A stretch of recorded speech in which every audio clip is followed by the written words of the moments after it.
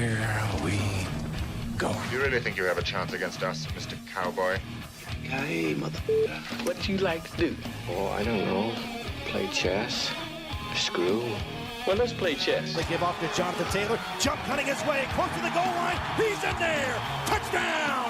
I-N-D-Y. Jonathan Taylor.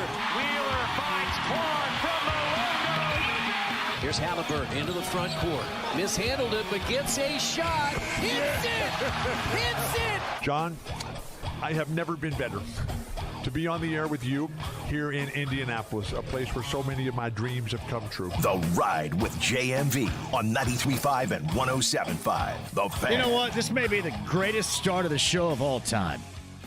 I told James I just had a beginning of show arousal because you don't know what I go through around here trying to change my password. And then to have that thing work, because I work off of like 19 different things, and to have it work on the first time, by God, right here. This is a day of glory. James, thank you very much. So, yes, this is one hell of a way. Now, it's probably going to get thick quick around here because I'm going to have to rip on the whole ridiculous video saga of today. Seriously, yeah, this is what has to happen when you release a video of your schedule. I don't even know where to begin because now you get kind of caught between, well, you know, it's these guys and you're just offended like, listen, when you reference me as the liberal media, then you sure as hell don't know me because I could not give a squirt of you-know-what about politics. You know that. I tell you that all the time. It does not matter. But what does matter is the hassle. Nah, it doesn't matter to me. I don't care about the joke. I just thought it was dorky, it was lame, and unnecessary. And before you say, hey, why is it unnecessary? Everybody does it. It becomes unnecessary when it needs to be addressed in the media and it ends up on the headline page of ESPN.com. Or let me say, when Pete Ward gets a wake-up call at 4:30 and has to cobble something together, a statement and an apology, that's when it becomes unnecessary. It was already dorky. Like, the Minecraft stuff is dorky, and you also probably ought to go ahead. Listen, coming from somebody that has been known at times, James, to maybe rip a thing or two, let's see, what should I say? Take somewhat productive measures when maybe they have yet to be given a thought. Sometimes I will do that. So I understand where they're coming from. But I'm just better than they are because I don't get caught.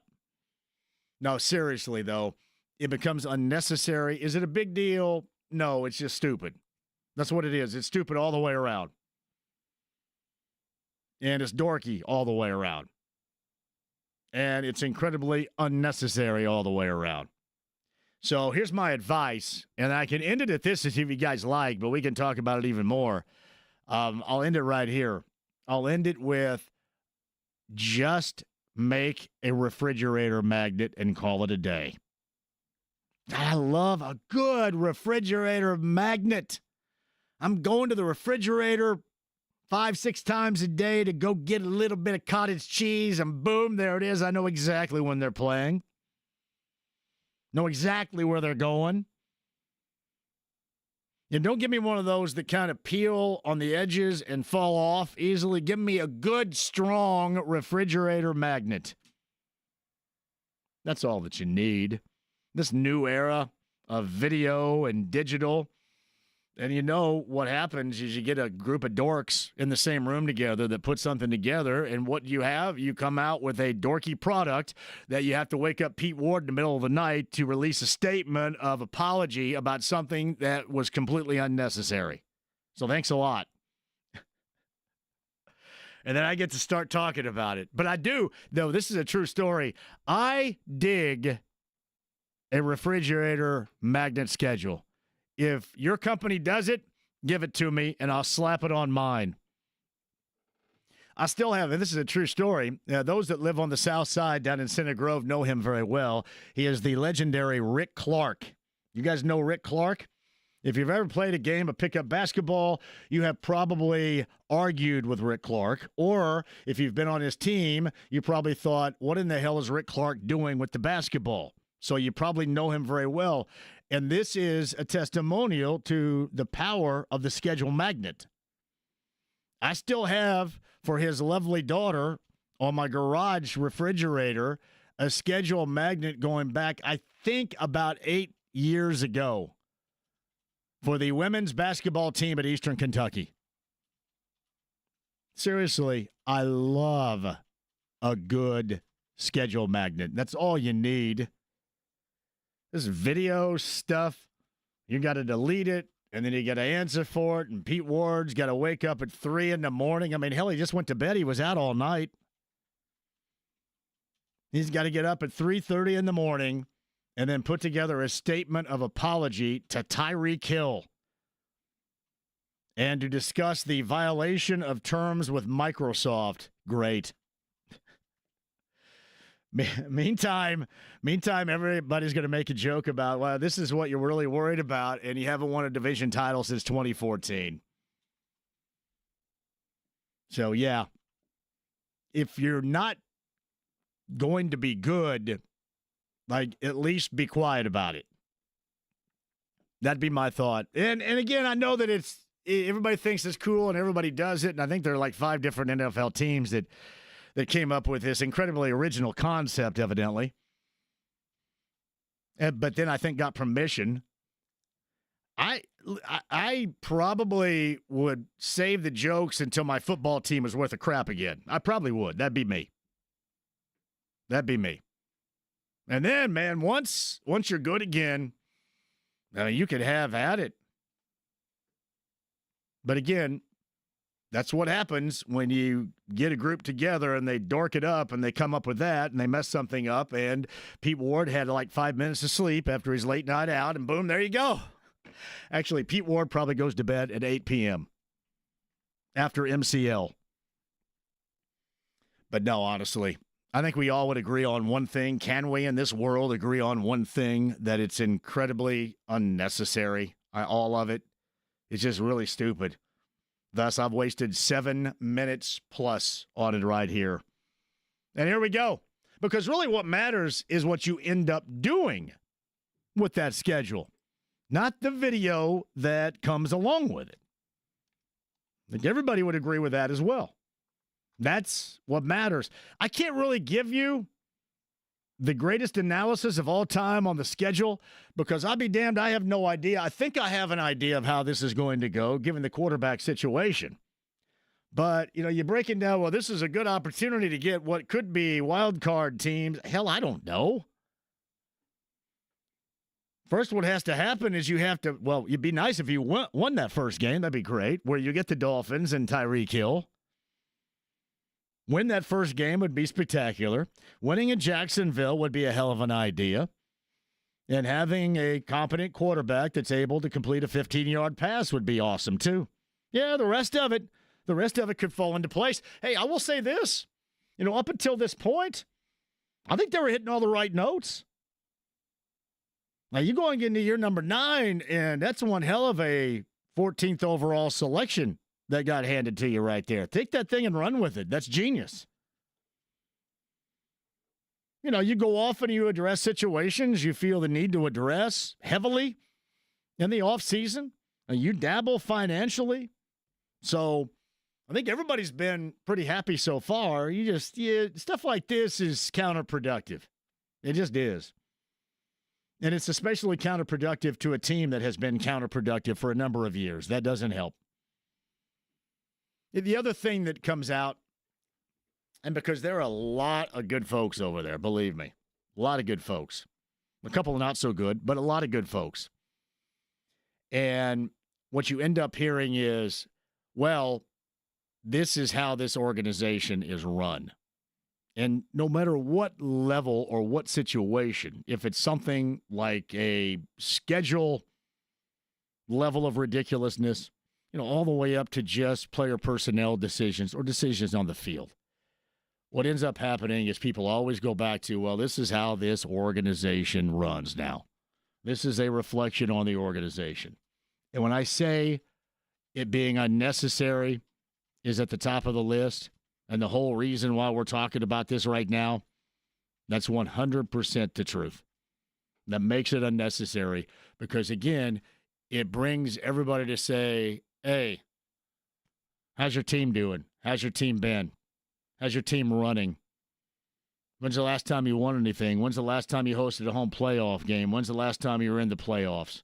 You know, all this now comes about when you're supposed to have a fresh start with a quarterback competition, with a new defensive coordinator, with new exciting secondary defensive pieces, with hopefully what is going to be one of those transformational talents at tight end.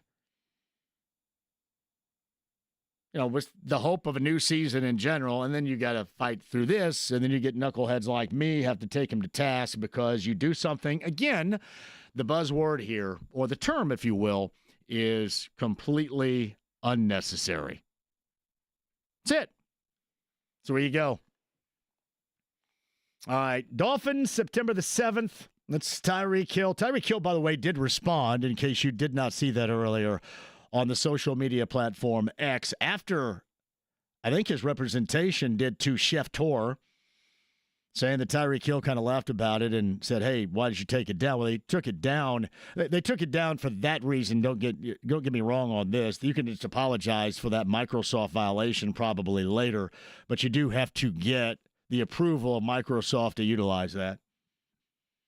But again, I think 4 or 5 teams in the NFL decided to go with this incredibly unoriginal idea.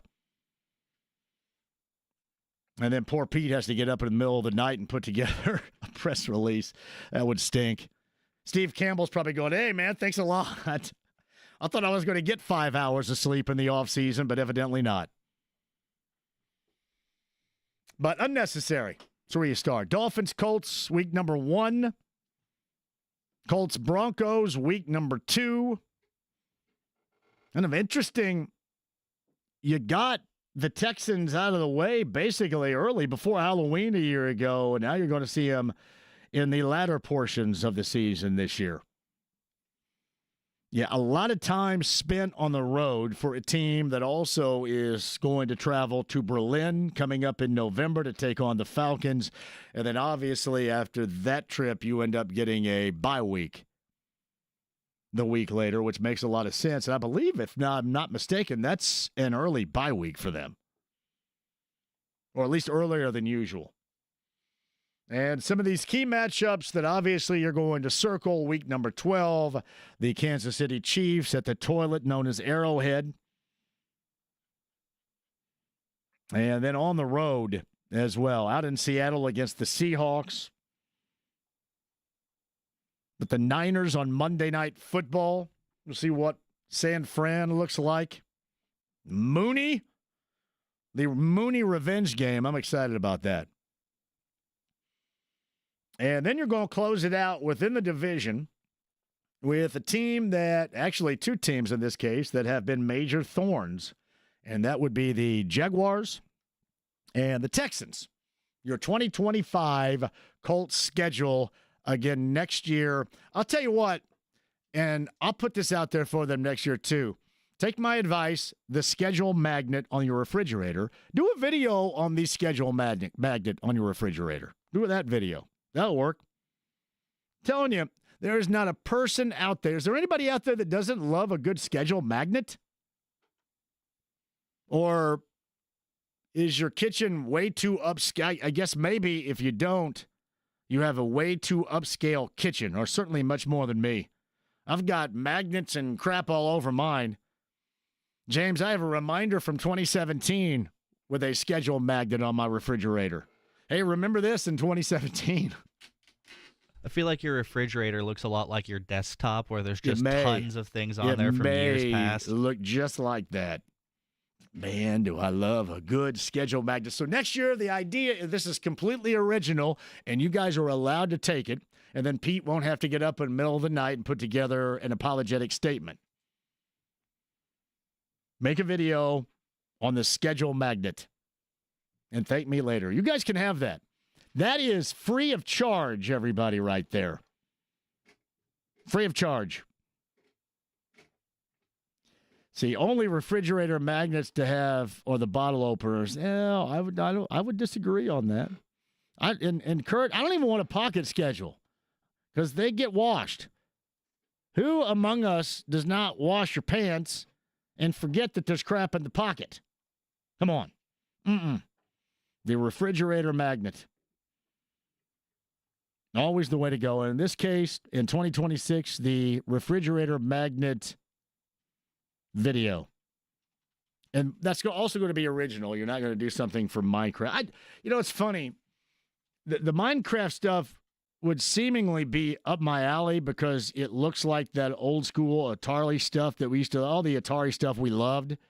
Remember back when we go, God, these graphics are great. And you got these two guys out there playing basketball, basically sticks with some round thing that looks like a head. And they're playing on kind of a stick with has something like a hoop. Remember the whole football? Everybody would just kind of jiggle around like they were having a fit. We thought that was great back then. Remember how transformational the Space Invaders graphics were? So really, Minecraft should be up my alley because it kind of looks a little bit at times like Pitfall to me. But I think it sucks. I think that's because I just have determined that. It's a predetermination because of the tremendous generation gap, I'm assuming.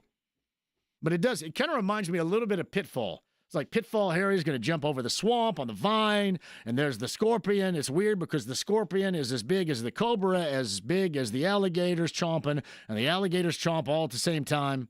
I mean, it's really kind of weird stuff happening. And I should like it, but I don't. Yeah, I don't know. Somebody had asked how many NFL teams. I know the Chargers did. I thought maybe 3 or 4 went with the whole Minecraft thing. That was the Jack Black film, was it not, James? Are you a Minecraft guy over there? I am not, no. I almost said nerd, but I'm not going to reference you as nerd. That'd be fair. Minecraft, you're not? Have you ever been? Never? I have played it technically, but I never really got into it. That was a little bit too late for me. Too late for James right there.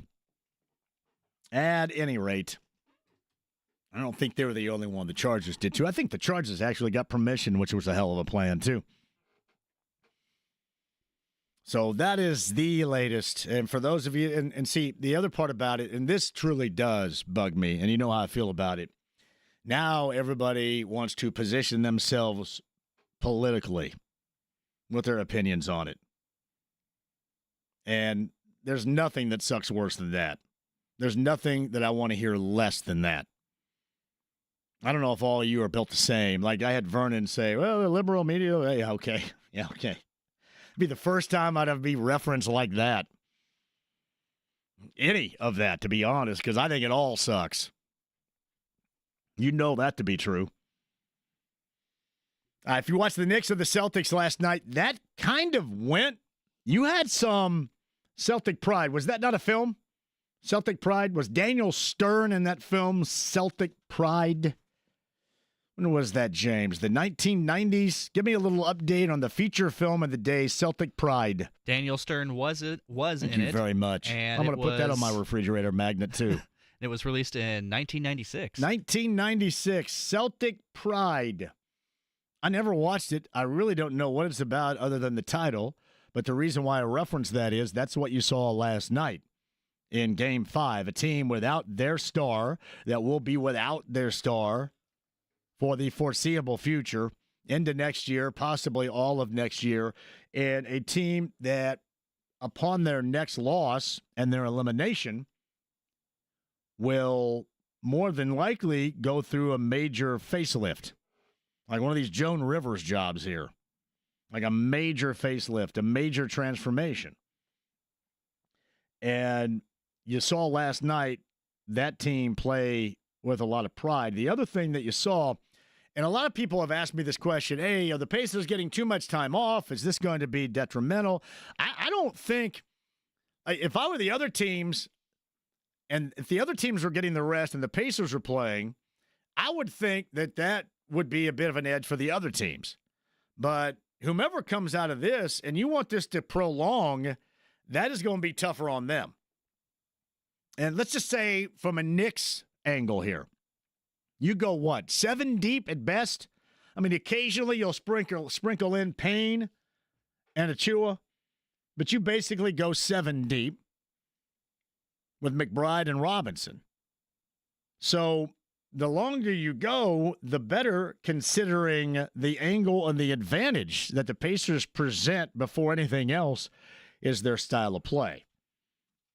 So I don't see them being off as a detriment. I see this series continuing being a detriment for the ultimate winner moving on to the Eastern Conference Finals. Now, the one, if you want to look at this as a detriment, the one thing that stood out to me last night, did anybody else gather? When basically Jalen Brunson fouled out in the second quarter, not really, but it was kind of close, it felt like it. 7 minutes to go in the fourth. Did anybody else watching that game last night think that they were either on drugs at that moment or drunk or something was going on? Something I felt was taking away my mental capacity to completely understand, because this could not be real. This could not be happening. It was a dream, right? Jalen Brunson fouling out with 7 minutes to Mr. Clutch. He didn't even slide into clutch time last night. Didn't get there. And the reason why I bring this up is now you know this dude's not fouling out of anything again in the postseason. Again, will suggest that the Knicks are going to make it to the Eastern Conference Finals. He's not fouling out of anything. He's going to be lucky to get 5 fouls now. So, and that is really a fringe opinion, but it's one that I will guarantee, if that's the series, the Pacers and the Knicks, we will revisit that very thing. It's, man, you knew when he fouled out in game number 5 in Boston, when he fouled out before halftime, that there was no way in hell he was ever going to foul out again. It's exactly what I thought, and we do have some really intelligent people. The smarts, real goods lurking right now, because a lot of you agree with me. You thought the same thing. It's like weird. So we'll go over that too. And the Pacers await their competition, and it is going to be a long wait.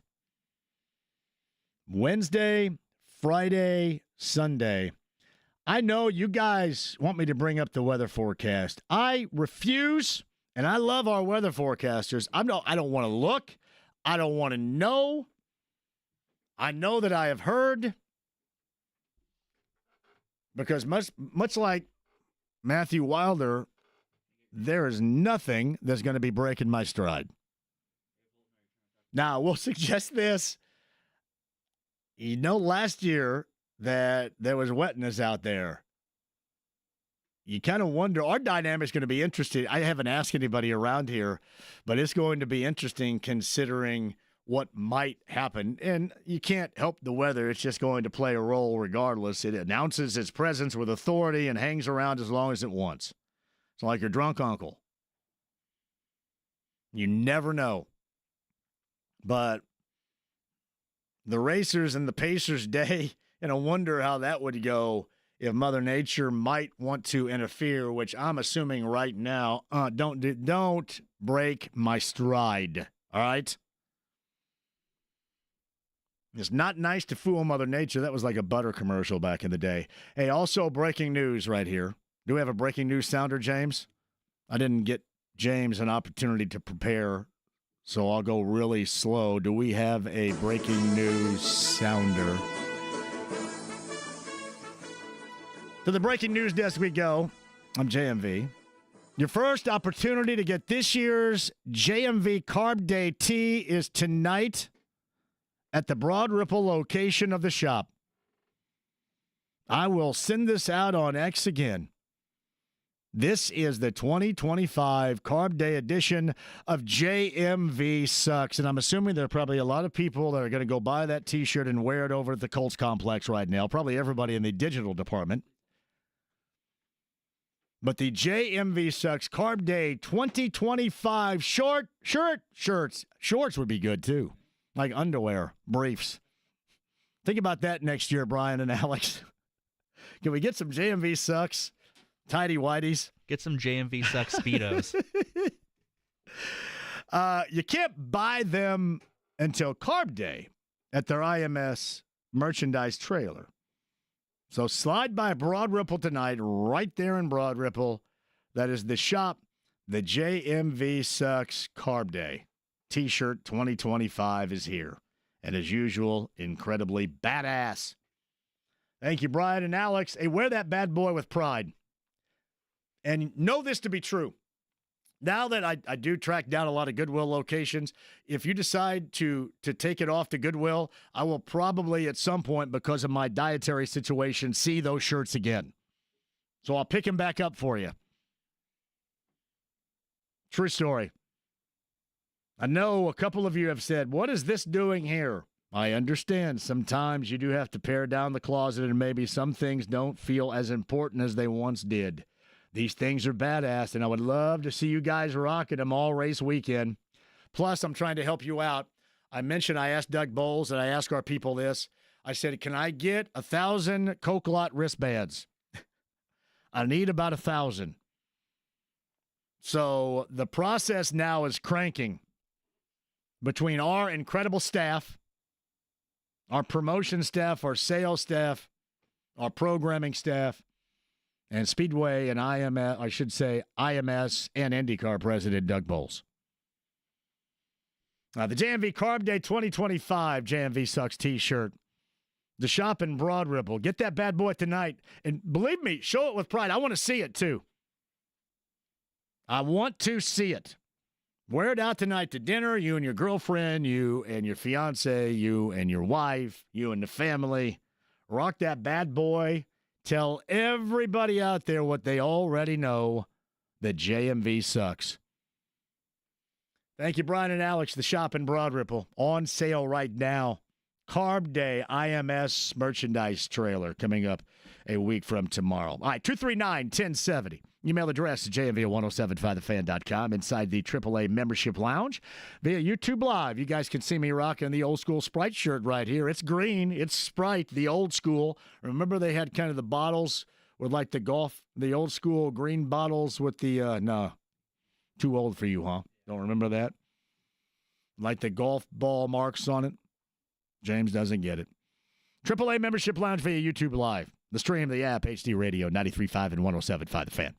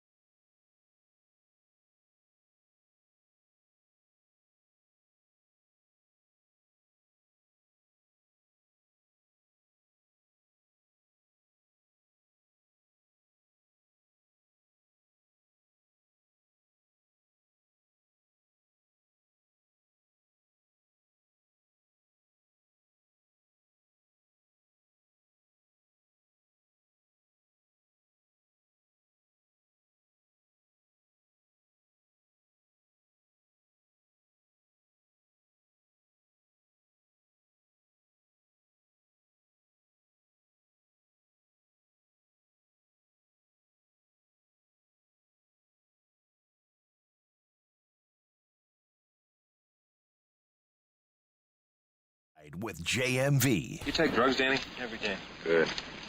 So what's the problem? I don't know. 93.5 and 107.5. The Fan. Oh, please tell me you're going to head to Broad Ripple right now and get the latest JMV Sucks shirt for Carb Day. Because you got to be rocking that bad boy on Carb Day, don't you? Do it. Do it. And then further down the road, I'll find it at a local yard sale. But thank you very much. Do it. And rock it. At the shop in Broad Ripple, JMV Sucks for Carb Day. And then the merchandise trailer they have strategically located out near Pagoda Plaza, where we're going to be coming up next Friday. I don't want to hear about any weather forecast or any crap like that. It is going to be stinking gorgeous because it's going to be one of the greatest weekends of our lives.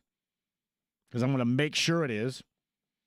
More on that greatest weekend of our lives for sure coming up. But on the Andy Moore Automotive Group hotline, he is the senior writer of Colts.com. He is JJ Stankovitz, who is joining us now. So I'm checking out my refrigerator magnet here, and it says they open up with the Dolphins on the 7th of September. I mentioned this, JJ, off the top. I don't have a really good feel at all. It's like tough for me to really come up with anything meaningful as far as, oh, wow, this could bear out this way with a schedule. Do you find it easier to do that?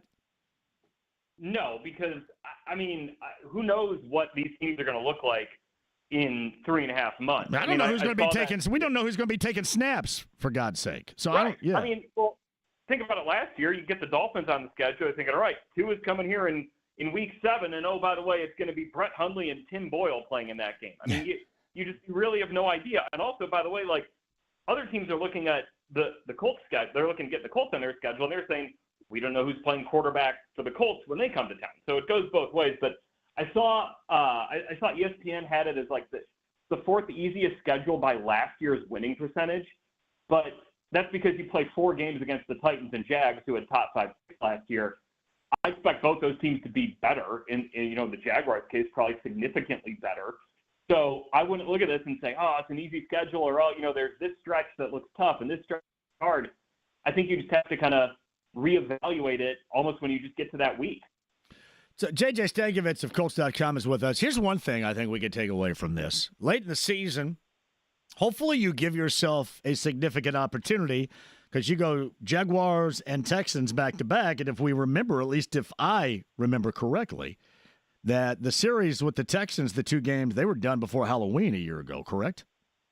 That's been the case. I believe it actually has been the case with every single reigning division winner in the last 3 or 4 years, that the Colts have been done playing them at Halloween. It was the case with the Titans in 21 and in 22. It was the case with the Jaguars in 23 and the Texans in 24. So, yeah, it's been the last 4 years. They've been done playing the division winner at Halloween. This year, you've got Week 13 against Houston, and then you end the season at Houston. Sandwiched in between those, you got your 2 games against Jacksonville. So this is the first time, too, that the AFC South has been backloaded since the league went to a 17-game schedule.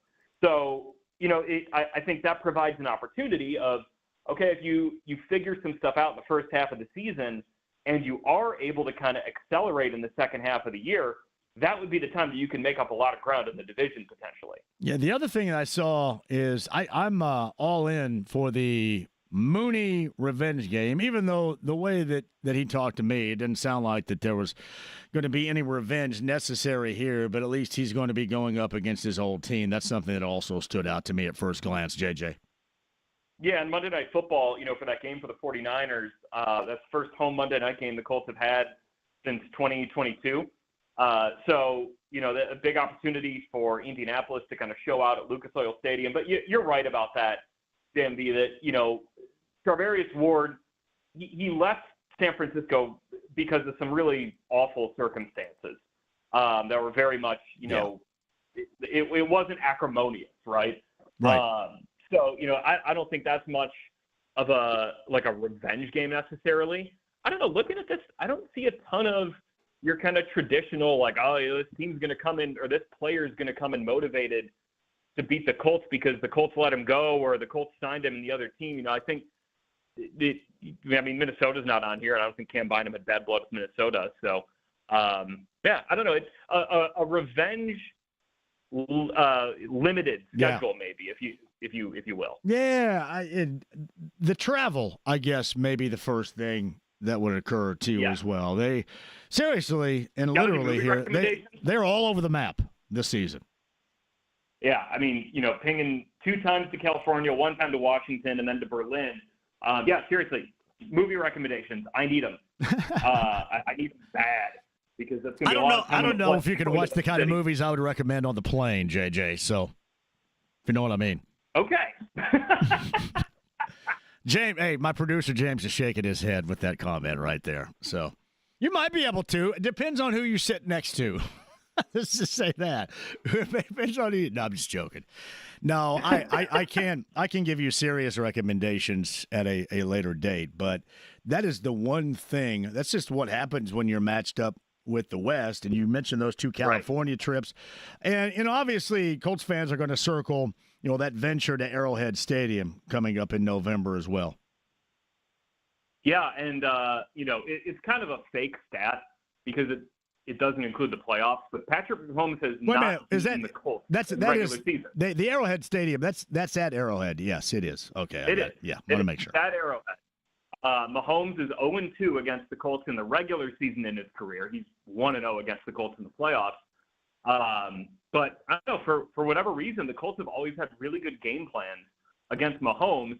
And now that was with Matt Eberflus, that was with Gus Bradley. And now, by the way, you're bringing in the defensive coordinator in Lou Anarumo, who had maybe the best game plan we've ever seen against Patrick Mahomes in the second half of the 2021 AFC Championship. So, while the Chiefs are certainly the toughest opponent on this, just looking at them being, defending AFC champions for 3 years in a row now.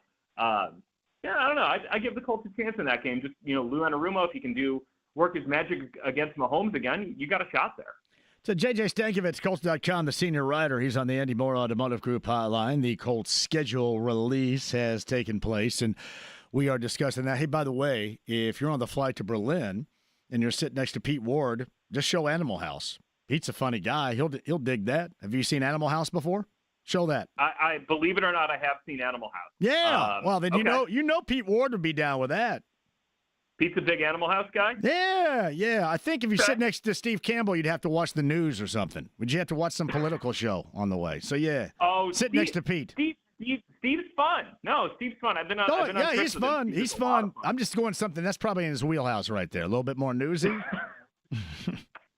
Well, okay. Then if I'm going to roast myself, you sit next to me. We're watching The Simpsons for 8 hours straight. There you go. See? And Pete would probably be down with that as well. If he sit next to Connie, then it would be an endless loop and stream of Penn State football highlights. Well, you might be watching those anyway with doing some research on Tyler Warren. So. Well, and I wanted to ask you that. First glance of the 14th overall selection out of Penn State, which was incredibly necessary, certainly with his skill set for this team. What'd you think? He moves really well for a guy his size. And, it's nothing you couldn't see on tape, but it's different seeing it up close. I will tell you, I'll give a little sneak peek. I had a chance to sit down and watch every single catch Tyler Warren had against USC, all 17 of them. Yeah. I had a chance to do it with Jack Doyle. Cool. The other day. And that's going to be a video we're going to put out on YouTube and on our social media feeds coming up in the next couple of weeks. Really insightful stuff. Jack was amazing at breaking down these details that separate Tyler Warren from just kind of any other player. So, really excited to see what he can bring to this offense and how, even like I talked about this on my podcast, but even if he's not getting 100 catches, like a Brock Bowers season, just the gravitational effect he can have controlling the middle of the field and making defenses account for that part of the field can work wonders for this Colts offense. It'll add a dimension, whether he's getting the ball or not, that I think is going to help out Anthony Richardson or Daniel Jones, whoever's behind center. Well, and I think you can answer your own question if you want and then tell everybody when's the last time that was a legitimate threat in this offense? Just what you described. I think you're probably talking about Jack Doyle in probably his career. So, yeah. Because people forget how just he was a two-way player at tight end. he could block, and he was so good at blocking. But if you needed him to control that middle of the field, especially you talk about like those Pro Bowl years he had, he could do that. And that had a big impact on this offense. It opens things up for the run game.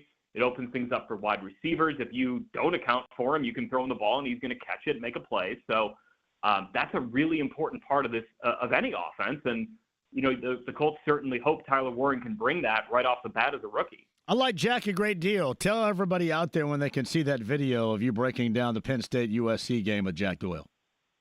Yeah, it depends on kind of when it's ready. It is a pretty heavy lift for our production team because we shot it with a couple cameras. We've got the all-22 footage. Jack's rewinding it, talking about different things on the play. So I don't know.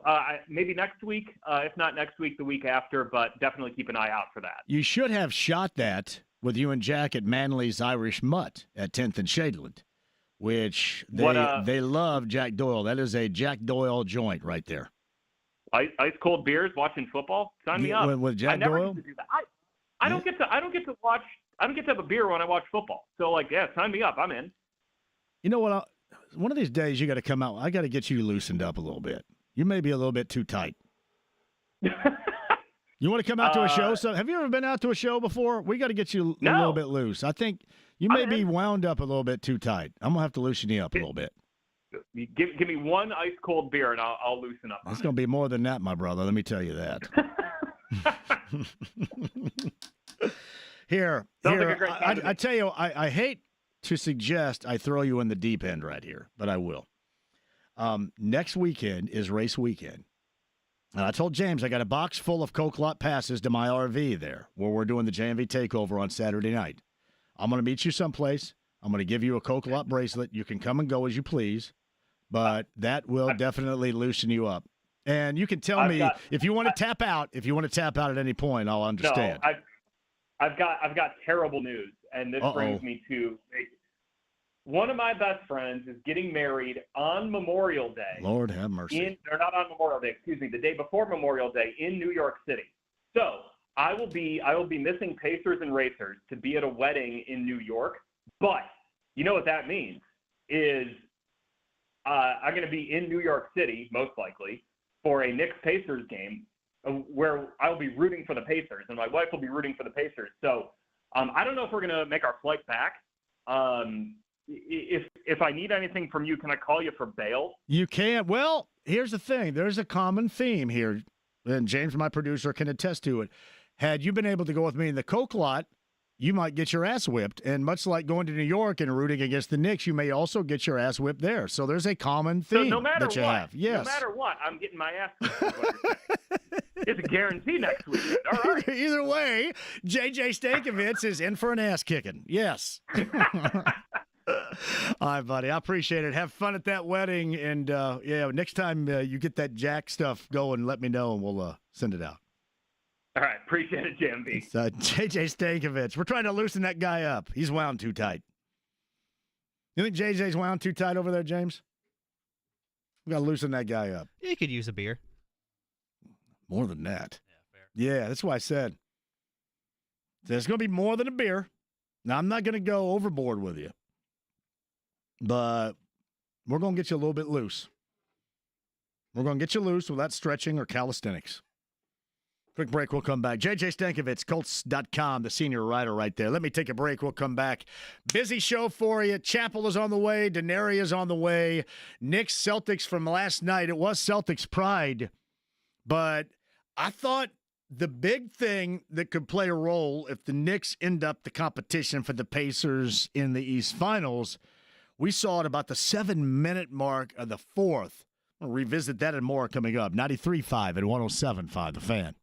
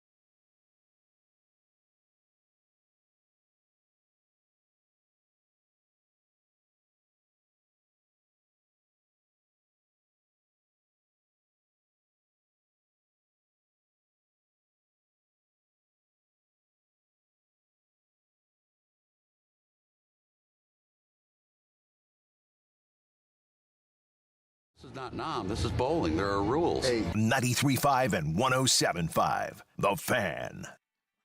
We go Wednesday, Friday, and Sunday of next week. Pacers in the East Finals. First 3 games. First 2 on the road. Third will be Racers and Pacers at home. JMV, how about a birthday shout out to my son Lennox? Lennox Lambo Lex. It's his 8th birthday today. Happy birthday, Lennox Lambo Lex, who has turned 8 today. That's awesome. Yeah, let's go ahead and bring Lennox out to the Coke Lot, too. Happy birthday, Lennox. Seriously. Happy birthday. Jennifer, this is Gritty, by the way. Shout out to Gritty. Wall calendar in your office and a magnet bottle opener on the fridge. I mentioned earlier, I'm a tremendous fan of the magnet schedule. JMV, only refrigerator magnet to have are bottle openers. JMV. Oh, pick me. You guys want the VIP treatment from Harrah's Hoosier Park Racing and Casino on Anderson. That is the race of the day coming up. JMV, I thought the whole schedule situation was a great reveal in a time that these offices are often judged by their marketing. Oversensitive media causes this. Strack, I'm going to get down to business and be firm about it right here. The root cause of all of it that is entirely unnecessary is a combination of dorkery and dumbassery. And it may be momentary. Hopefully it's only momentary. A momentary lapse in judgment. Because if it's longer term, it's problematic. But that is the root. Dorkery and dumbassery. If we can eliminate that from our daily existence, we'll all be better.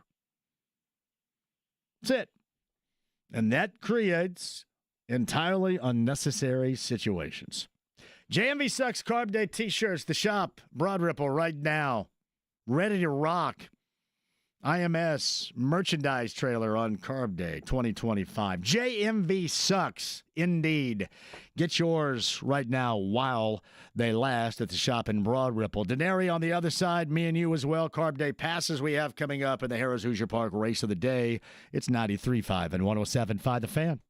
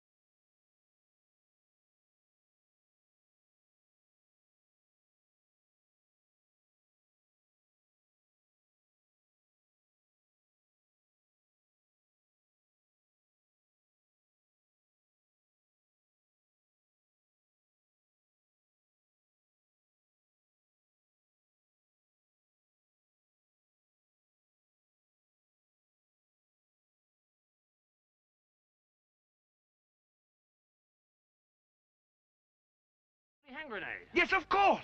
The holy hand grenade of Antioch. Right. 1, 2, 5. 3, sir.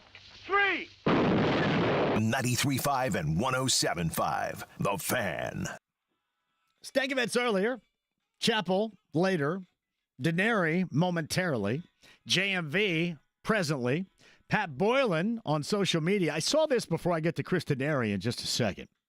The upcoming Indiana basketball schedule. And I think Pat's right about this. What dreams are made of. Are you ready, James? Write all this down. May 20th, Fever versus Atlanta. May 21st, Eastern Conference Finals, Game 1. May 22nd, Fever at Atlanta. May 23rd, Eastern Conference Finals, Game 2. May 24th, Fever versus New York. May 25th, Eastern Conference Finals, Game 3. The greatest spectacle in racing. Off May 26th. May 27th, Eastern Conference Finals Game 4. May 28th, Fever versus Washington. May 29th, Eastern Conference Finals Game 5. These are all if necessary now. May 30th, Fever versus Connecticut. And May 31st, Eastern Conference Finals Game 6 if necessary. How about that for hoopage? Hoop lovers. Unite on that bad boy. And then race weekend thrown in there, a little bit of carb day. Big time race day, Coke Lot, bronze fun time campers with me, and a box full of Coke Lot wristbands. What more can you ask for? JMV Sucks t-shirts. Andy Moore Automotive Group Hotline, the voice of the Pacers. He is Chris Denary, joins us now. Did I give you enough right there? Holy hell, that's awesome. Is that great or what? And it's May and into June. Incredible when you think about what we have on tap here in the next few weeks. It starts again with the Fever this Saturday in their home opener against Chicago. So, just terrific. And, you know, what I'm happy about, though, too, is I know it's going to be a little bit of a delay to next Wednesday, but it really gives you a chance to enjoy what you've watched thus far and sort of relive not just the playoffs, but how the Pacers got to this position. So that's what I'm trying to do. I'll really focus in on, you know, who the Pacers will play once it's decided, maybe decided tomorrow night. But it's a great time to be an Indiana sports fan right now, I can tell you that. Here's Chris Denary, who joins us. Somebody had asked me this a little bit earlier, and I kind of flipped the script, asked me if this was detrimental for the Pacers because of this lengthy layoff when they are in a groove right now. And I don't think it is it's certainly as detrimental at all to the Pacers as it might be to whomever comes out of the East on the other side. If this thing, for example, goes a full 7, the less rest I would have to think is what is going to be tough on either team, whomever comes out of that particular series. Yeah, I would think so. And, you know, I look back at this year when the Pacers had ample time off. Now, they didn't have a week off, but they had significant time off, if you remember, during the in-season tournament when they played on a Sunday, didn't play on a Friday. That's really when the season turned around. They had 4 or 5 days, to practice, to regroup, do those types of things. They came in for the All-Star break, after a break, and played very well. So, no, I think that this coaching staff, it's given them a couple days off. They'll practice again tomorrow. I think there will be enough work to get done prior to Game 1 next Wednesday. So, Chris Denary with us. All right, I don't know if you noticed this last night, but I did. You know, we're trying to find anything at all. We're going to overanalyze, or at least I will overanalyze the hell out of it. But somebody asked me if I had a takeaway from last night, and I had mentioned Celtic pride kicked in. I think we saw that in game number 5 as they push that now to game number 6 coming up on Friday night in New York at Madison Square Garden. But the thing that really stood out to me at the 7-minute mark of the 4th, because he probably could have fouled out before the half, they really fouled out Jalen Brunson with 7 minutes to go in the game last night. I don't know if I've ever seen that. And I think the only thing that I'll watch if the Knicks move on to the finals versus the Pacers, Chris, you and I both know this, that will never, ever happen again.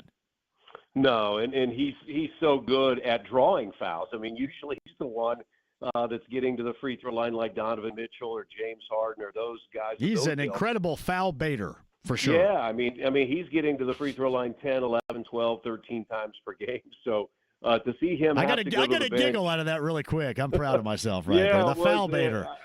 I had to catch myself. My wife and I were watching the game, and I said, when he got his fifth foul, I go, does he really have 5 fouls? and then when he fouled out, I'm like, there's still 7 minutes to play. Well, and they challenged it. They challenged it, and I know why you have to in that situation because he's your guy, but it was obvious that was not going to be overturned. It was an absolute foul, and for them to blow the whistle in that circumstance, I was shocked. Yeah, and I think, though, at that time when the Knicks decided to challenge that, what was it? It was a 20-point game or whatever it was. Now, we had seen the Knicks in the first 2 games, just like Indiana had great success in the playoffs coming back from 19 or 20-point deficits. But just watching that game last night, you just never felt like once the Knicks got down that they were going to be able to come back.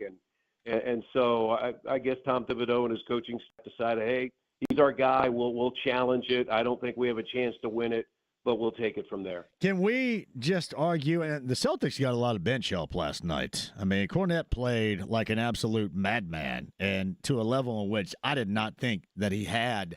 But we can look at both teams, and I guess because they still have the advantage right now at home in game number 6, we'll look at the Knicks.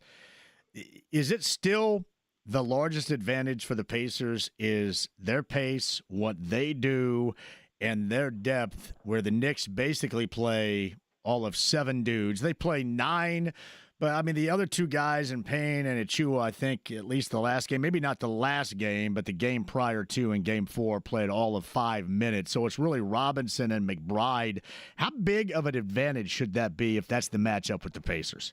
Well, I think it should be huge. I mean, we saw this in the Cleveland series. Much was made prior to the series that the Cavaliers and the Pacers, those 2 teams probably had the deepest benches in the NBA. And when all was said and done, you saw a bunch of gassed Cavaliers. I mean, every time on television when I'm sitting here at home watching and they're going to a close-up of the bench in Cleveland, looked like the Cavaliers were trying to catch their second win, you'd get the same shot at Andrew Nembhard and Nesmith, and you could tell they just wanted to get back out on the floor and do what they're doing. So there's no question I think that is a great advantage for the Pacers, something that Rick Carlisle and his staff will take advantage of. But, when you get to that next level, the games become tougher, and whoever comes out, Boston or New York, I'm sure will be ready to go. New York will try to rely on losing last year. I mean, we're looking at we've talked about Racers and Pacers on race day. I mean, we're looking back at a possible 2000 rematch when Indiana beat New York in the Eastern Conference Finals to go to their first NBA Finals. So there's so much that's going on right now that we'll just have to wait and see how it all works out. But I do think the Pacers have that advantage with their bench. And I think the one thing, John, is if you look back at Game 5, really other than Thomas Bryant, Toppin did some good things, but I didn't think the bench had a great night, but it was a night where the starters carried the load. But the next game that the Pacers play, it could be the bench that does that. And I just think that's a huge advantage for Rick Carlisle and his staff, that they have so many different players they can rely on. Chris, that Celtics-Knicks series is odd because they go Game 6 tomorrow night, but let's just say that's pushed to a decisive Game 7. That's Monday. Yeah. And then the finals start Wednesday. So you know that the Knicks are going to go come hell or high water to get that thing done in Game 6 tomorrow night. Absolutely. You would think so because they don't want to get back on a plane and head to Boston for a Game 7 and watch your chances of going to the Eastern Conference Finals, even without Jason Tatum, maybe on life support. So there's no question they're going to want to try to take care of business tomorrow night so that they have ample time off before Game 1 starts on Wednesday. So, Chris Denary on the Andy Moore Automotive Group hotline. Here's a major concern, again, if it's the Knicks for me. And we know how they won a year ago. Brunson was injured, and Anunoby went through injuries. They had Isaiah Hartenstein, who is now in OKC. And from that angle, with that big, he is much different than Karl Anthony Towns. Now, we'll say this. Karl Anthony Towns is not shooting the 3 ball or getting the opportunity or shooting it as well as he normally does.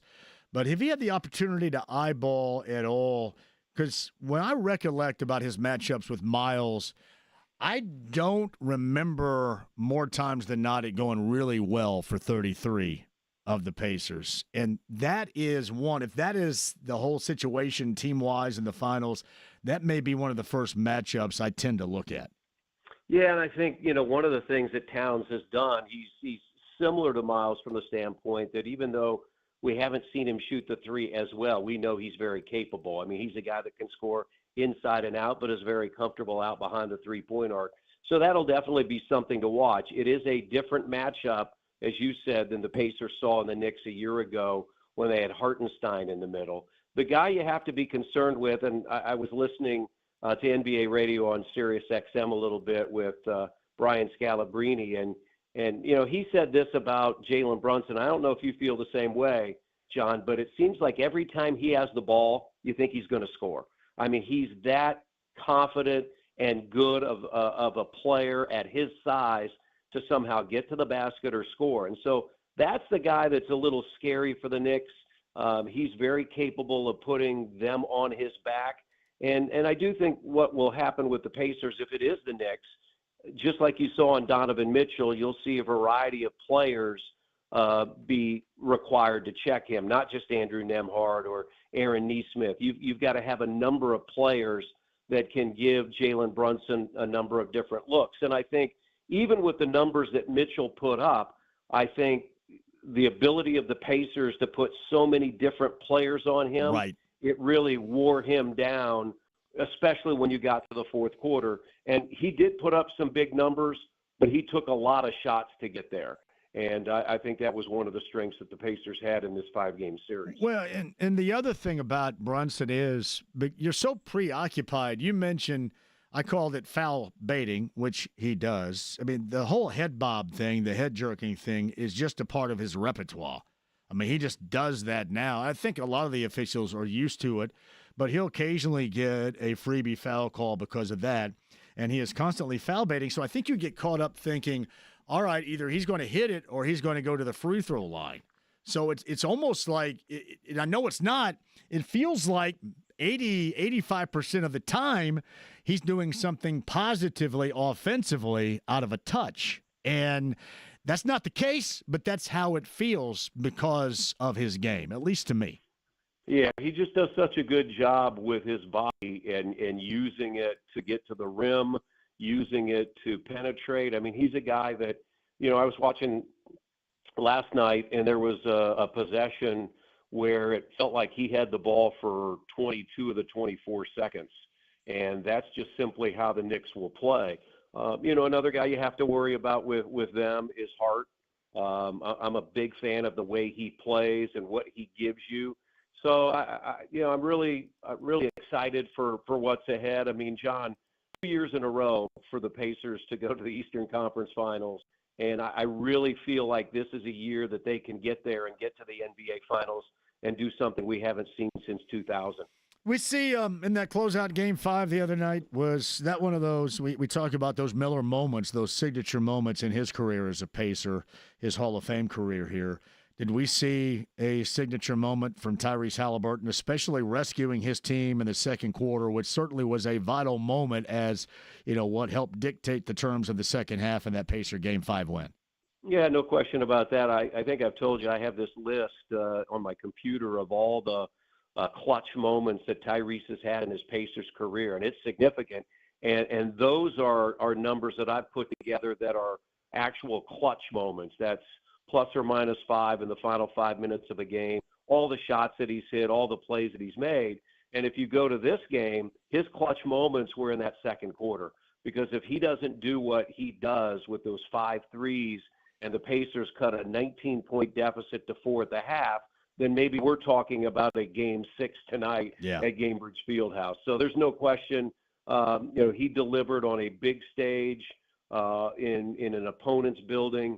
It was a definite signature moment, big-time moment for Tyrese on Tuesday night. I mentioned this yesterday as well. I don't know if this occurred to you, but it was like in that game when they closed up shop on Cleveland in 5, winning 3 games in Cleveland, it was like it was an epiphany to most that cover the NBA. Oh, wow, really? This is They're good. Holy crap. It's like that was the moment. And that was one of the things, Chris, I was looking for in that game. When I was talking about it prior to Game 5, I said, to me, there's a little bit more at stake here. It is the overall believability in elite-level team, which we don't have to talk ourselves into because we watch it all the time. We watch you. We listen right here. We talk of it so often that everybody knows. But the outside world, it seems like that they were introduced not so subtly to this Pacer team the other night in that Game 5 conclusion. I totally agree with you. I've taken a lot of time to read a lot of different articles from a lot of different people on a lot of different sites the last couple of days. And I agree with you. I think it's a statement of what the Pacers did on Tuesday because some teams, I think even Pascal Siakam was asked this in the interview room on the podium after the game. Well, why did you guys get back in the game?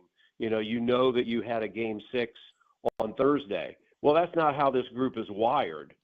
They believe that they can come back at any time. They've proven it over the last 2 months, John. I think I sent to you guys. The Pacers in clutch situations have won 14 of their last 15 games. In clutch. So they understand that when they put themselves in that position that they can come back and they can come back from significant deficits. But to your point, they did what you wanted. You wanted them to make a statement and let people know what this team is all about. If you lose Game 5 and you win Game 6, some people would say, well, you weren't tough enough to win Game 5. Right. They proved they were tough enough to win Game 5. And I think that's a pretty important statement. And I think it's all of a sudden why you were seeing people nationally sort of change their tune about this team. Well, and around here, people will say, well, that's not necessary. But it's unnecessary here because we know. Because we watch it all the time. We're invested all the time. And that's a good thing around here. But to the outside world that's constantly talking about it, that's the easiest content for you to get to on a daily, if not nightly basis. Yeah, this is a new deal for them because people simply put did not know.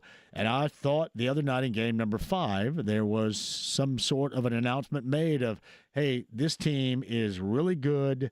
It's very legit, and it's a championship contender. And, Chris, by the way, not just this year. I think we should also note the fact that in Milwaukee and Boston, there's going to be a fairly profound transitional period coming up on the inbound. And the Pacers, I think, are in a prime position to take full advantage of that in the next couple of years. Yeah, no question. I mean, that's that is what you want. You don't want it to just be a one-hit wonder. A lot of people were trying to compare to the Pacers when the season started to Atlanta. Remember Atlanta a couple of years ago? They were the one-hit wonder. They went to the Eastern Conference Finals. And then, they've been buried in the play-in situation the last few years. And that's not what this group wanted. They felt that they had unfinished business from a year ago. I mean, you look back, John, in the Eastern Conference Finals last year, they had Game 1 in Boston and tossed it away. They could have won Game 2, and we know that Game 3 and Game 4 at Gainbridge Fieldhouse were very close. So it was a 4-game sweep by Boston, but Joe Mazzulla said after the fact it was our toughest playoff series of our run. So this group knew that they had some unfinished business, and while they got off to a slow start, there were a number of reasons why. They picked it up. I think since mid-March, they've got one of the top 3 records in the NBA. They haven't lost 2 straight since March 9th. So I think this is a team that really believes that they can do this.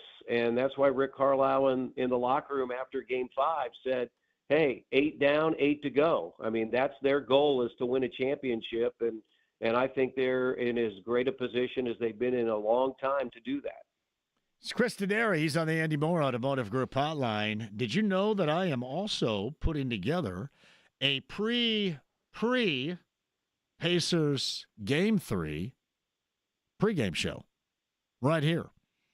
So, and I think so after the race. Yeah. So after the race. Okay. Yeah, after the race. And here's what's funny about it. And I'm made sure I'm covering my bases here. I said, hey, Jeff Rickard, our program director, when he asked me that today, I said, yeah, I'll do it because I think I'm going to end up going to the game because I know that Tommy S. will want to take me if he has tickets because we're unbeaten in going to games together during the postseason down there. However, I said, I believe, do you want me to try to be sobered up by the time that rolls around? So I think we're on the same page. I'm going to try to be as sobered up as possible by the time that rolls around. And I was going to ask if you and JJ both would like to be a part of it at some point, maybe talk it up on your way in. Oh, we'll definitely be a part of it. I've got to figure out on that day, I'll be in turn 4 on the IMS radio network. Right. In how quickly I can get out of the traffic jam and mess that always happens. And I think the Speedway, they do a great job. When you have 300,000 people, it's hard to get out of the parking lots in a timely basis. So that's going to be the challenge. But the good news is if the weather holds and everything's good, a 12:45 green flag, we should have checkers at 3:45. You cannot have precipitation. No precip. Yeah, between 3:30 and 4, and so that gives you plenty of time, I hope, to get downtown to Gainbridge Fieldhouse. And, we're going to witness something that very rarely happens, and that's racers and pacers on race day. So can't wait. I mean, it's going to be fantastic. Do you have any memories of those of the past? Yeah, I do. I remember the one when we had the tornadoes. Yep. And Tom Carnegie was still alive and doing the PA. And he sort of shouted onto the mic. He goes, "Get out of here! Go! Run for cover!" I just remember that, and for me, my internship was at Channel 6 back in 1983 with Tom Carnegie, and so I go way back. And when he said that, I go, it must be bad if Tom is even saying that we need to get out of here. Yeah, I sat in the old parking lot that is now the Alexander. I was sitting out there coming from the race to go to the game, and you couldn't really get out of the car. I probably should have gone someplace else, but I sat there. But you could see the tornadoes because they touched down on the near south side around 65 and 465. You're right down there a little bit west of Emerson, between Emerson and 31. And you could see them coming in at that angle and the weather that was coming across through IMS as well. It was surreal. It was a very surreal moment. By the way, you just mentioned something. You were sitting in the parking lot where the Alexander is. Isn't it awesome, downtown, it is. South of Gainbridge Fieldhouse? You've got the restaurants and the bars. You have the Ursay YMCA. You have the Cityway. I mean, it is really cool to see what is all around Gainbridge Fieldhouse, Georgia Street, all that. Tommy S. and I talked about that, Chris, on the way in. That Bicentennial Plaza is absolutely magnificent. I don't know whose idea that used to be a crusty ass old parking garage, and it is immaculate. It is perfect for that spot. I completely agree with you. And this is what this upcoming week is made for, for the people at Pacer Sports and Entertainment with the Fever games, with the Pacers playoff games, people outdoors, people downtown Indianapolis. Again, I've tried to use these last few days to just enjoy and take it in because we all know it doesn't happen all the time. We hope it happens even more, and I think this group can make a nice run over the next few years. But this is something that I'm really trying to enjoy, and I'm glad we have a little bit of time to enjoy it before the next series starts on Wednesday. Chris Denari on the Andy Moore Automotive Group hotline. I have to go, but I will leave you on this. I've been trying my damnedest to be one of those practice dudes against the Fever. Can you work a little magic on your end to see if you could get me to be one of those practice dudes in the Fever practices? Here's one of the funny stories. Back in the day when I was traveling with the Fever doing the radio, when Lynn Dunn was the coach, I would be on the road. I would be a practice person.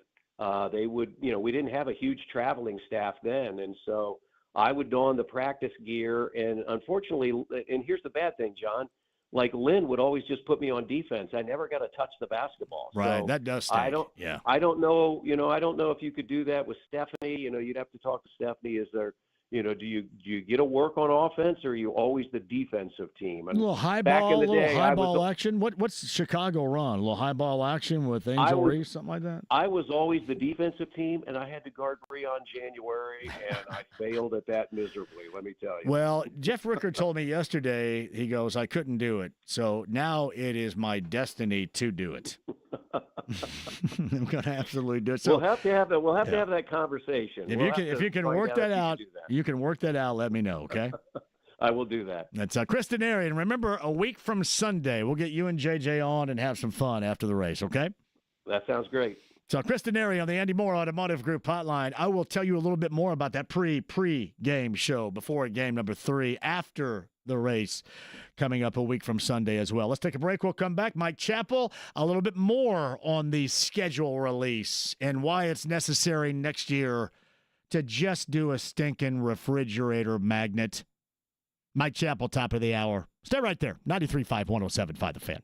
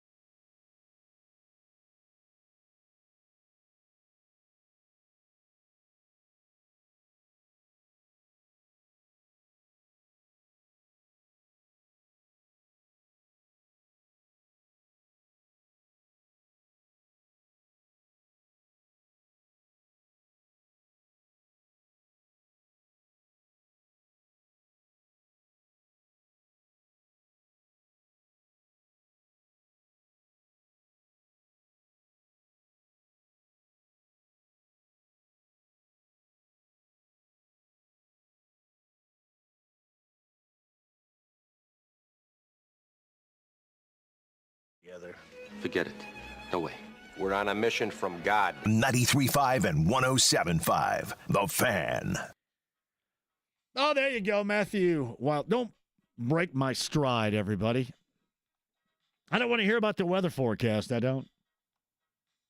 It is going to be incredible, as it always is, out at IMS. A little wall banger a little bit earlier out of IMS. Brendan King is going to give us, I'm sure, an update coming up at the top of the hour. This may prompt him to go to that angle. Our good friend Kyle Kadezovich says we need to get the Pacers to get a chopper ride for Denary from IMS. Downtown to the field house, Pacers and Racers. True story. Sean Collinsworth said, did JMV just use the word repertoire? And I pronounced it wrong. I pronounced it repertoire. I don't know what they did to my good friend JMV, but this is a pretty sick joke. It is. Gritty says JMV will be throwing out Coke Lot wristbands like beads at Mardi Gras. That is so true. Jim McCann in Southern California writes, so J.J. Stankovitz will get his rear end kicked with or without you, with a U2 song reference. From the JMV Takeover, Jennifer Berger says, I want the Knicks and Celtics to go all the way to Game 7. They play on Monday night, if that's the case. Tomorrow night, Game 6. Monday night, Game 7, if necessary. And then the Eastern Conference Finals would kickstart on Wednesday.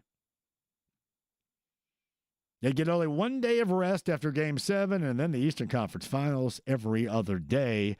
If the Celtics play with the pace again, the Knicks will be exhausted, and Brunson got ref just fine last night. You're never, ever, Jennifer, going to see that again, though. You recognize this, correct? That's why you don't want to always waste. It's like a timeout in the NBA on a challenge. They don't want to waste a challenge or waste a timeout on a challenge. Especially Rick Carlisle. I mean, they kind of hover over those challenges like a squirrel and a nut in the wintertime approaching, because they don't want to squander a timeout. So it's almost like, yeah, this is something last night. You saw Jalen Brunson foul out of the game with 7 minutes to go in the fourth. It was shocking at best.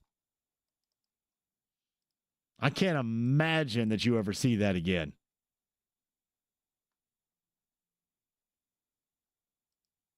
We shall see, though. It is, I will say this, it is unique that you get to sit back, relax, and watch two other teams kind of battle it out, right? That is unique. JMV, where are you going to be tomorrow's show? Tomorrow's show is in Greenwood. Can you guys make it to the Greenwood location of Twin Peaks?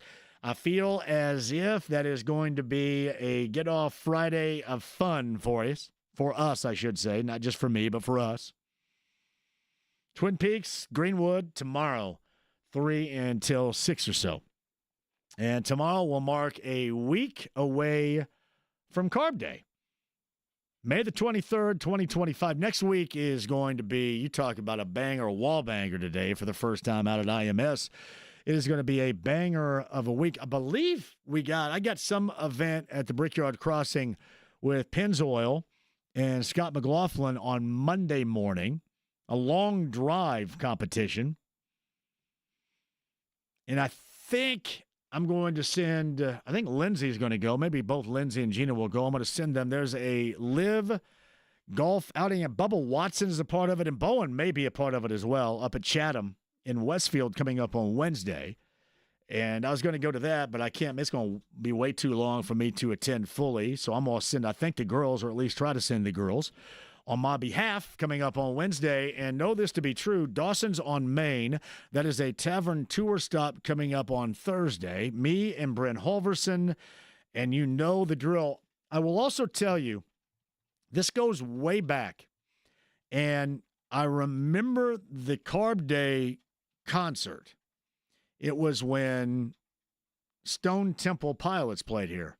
I believe Scott Weiland was still alive. But STP played Carb Day, and it was one of the more enjoyable, I think, performances. At least you told me that it was. I didn't see it. I was at Dawson's on Main, and it was wild. And it was unique as well, which I'll explain in a second. But this carb day had rain because it was raining the entire time when Stone Temple Pilots were playing. But I was at another station. We were at Dawson's on Main, and our good friend, the late R. Miller, was with me. And we were there, and A.J. Foyt walks in. And R got A.J. Foyt to sit down with us for maybe some of the most unique conversation ever heard on local radio. If you remember when A.J. Foyt called us that time, I think it was from the Kentucky Oaks years back. And R and I were in studio here. And remember, A.J. was like cussing in the background, rooting for one of his horses. It was even better than that. It was absolutely off the rails. And I think, if memory serves, that is the last time I did a live show at Dawson's on Main, but we are going to see Chris Hill and the gang a week from today for a tavern tour stop in the month of May. That is going to be at Dawson's on Main, and it should be an absolute blast with Heaven Hill Distillery. I cannot wait to see you there. It's going to be outstanding. And that's a week from today. Then coming up on next Friday, Carb Day, that is going to be us in Pagoda Plaza. And then you know all about the weekend at the Coke Lot. You have to have a Coke Lot wristband. I am trying my damnedest to make sure everybody has one for us and for the show. So I have ordered a box of 1,000. We'll see if that comes true. But Braun's Funtime Campers will provide what is going to be an awesome backdrop to an awesome weekend with the JMV Takeover on Saturday night. We'll be right there for you as well. Live. Shout out to Dan Pantos, who's going to run things back at the station. We've only done the show live on location twice, both those the last two Labor Day weekends, if you remember, with Brent Halverson up at Mystic Waters Campground in Pendleton. This is going to be new the night before the race in the Coke Lot. But you do have to have, Officer Craig informed us that you do have to have a Coke Lot wristband to make sure you can get in and out of there at your leisure. I do not know exactly where it's going to be yet. I asked David Gray that a little bit earlier today, where the location is going to be in the Coke Lot. But shout out to Austin and Braun's Funtime Campers, too, for being a part of this. It is going to go out there, I believe, on Carb Day morning, and we'll be out there in the Coke Lot all the way through Monday. Home base, everybody. And believe me, I am working hard to make sure that I get everybody that wants one a Coke Lot wristband so you can get in and be a part of the show coming up on Saturday night and enjoy that time, too. Hopefully that's going to be the case. All right, quick break. We'll come back. 239-1070 is the number. Email address is jmv at 1075thefan.com. It is the AAA Membership Lounge via YouTube Live. Become a AAA member today. You know all the perks with the Indians at Victory Field and those games. Symphony on the Prairie, those events that you love as well. And Ruoff Music Center, the premier lounge with AAA membership is incredible. Become a AAA member today, and then also know you have peace of mind when you head out on summertime vacation on the road. Become a AAA member today. Let's take a break. We'll come back. Mike Chappell is going to join us coming up for the top of the hour. A road show at Twin Peaks. That's tomorrow from 3 until 6 down in Greenwood. Cannot wait to see you off. I believe, too, I've said this a number of times, I think Twin Peaks, we're going to have Twin Peaks representation out in the Coke Lot as well for the JMV Takeover on that Saturday night. I know Doug Bowles is going to be out there too. So get ready for a blast. Next weekend, the party is officially underway. We'll take a break, come back with you. Mike Chappell, top of the hour. JJ Stankovich, Chris Denary a little bit earlier. The podcast at 1075thefan.com. And if you missed our conversation with Spiro Ditas yesterday, the play-by-play voice of TNT talked about just what I brought up on the show yesterday, the window that is presently open and will be open for the foreseeable future, the championship window for the Pacers. If you missed that conversation, podcast 1075thefan.com. Back with you next.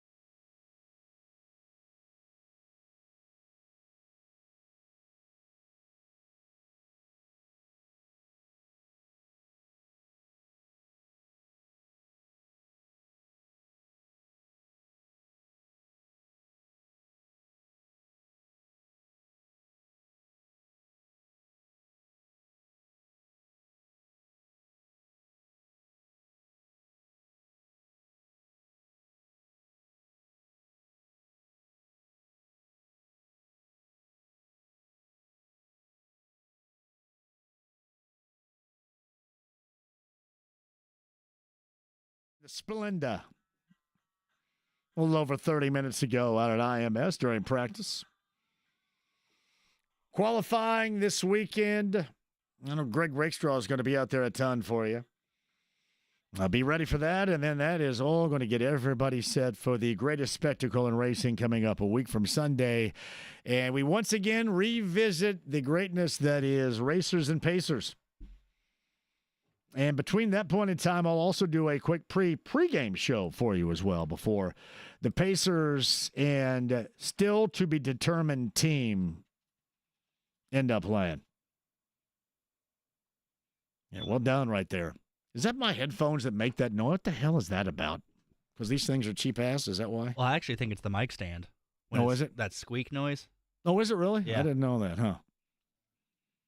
Hey, I saw this. Bryson Cardinal, according to Kyle Neddenrip, commits to Butler. Little local product. I shouldn't say little. Good player, too. Good high school player. Garen Catholic. Bryson Cardinal, of course, you know the name. Commits to Butler. So shout out to Thad Mata and Butler for getting that commit from Garen Catholic right there. You know, it's funny. We were having this conversation a little bit earlier. I saw, and this is my personal opinion and how I grew up, and I'm assuming some of you would agree. Others would say, you know, what does it really matter? But I was thinking about the Indiana All-Star team, and I saw, you know, pictures and descriptions of both the girls and the boys teams and all the coaches involved and the series.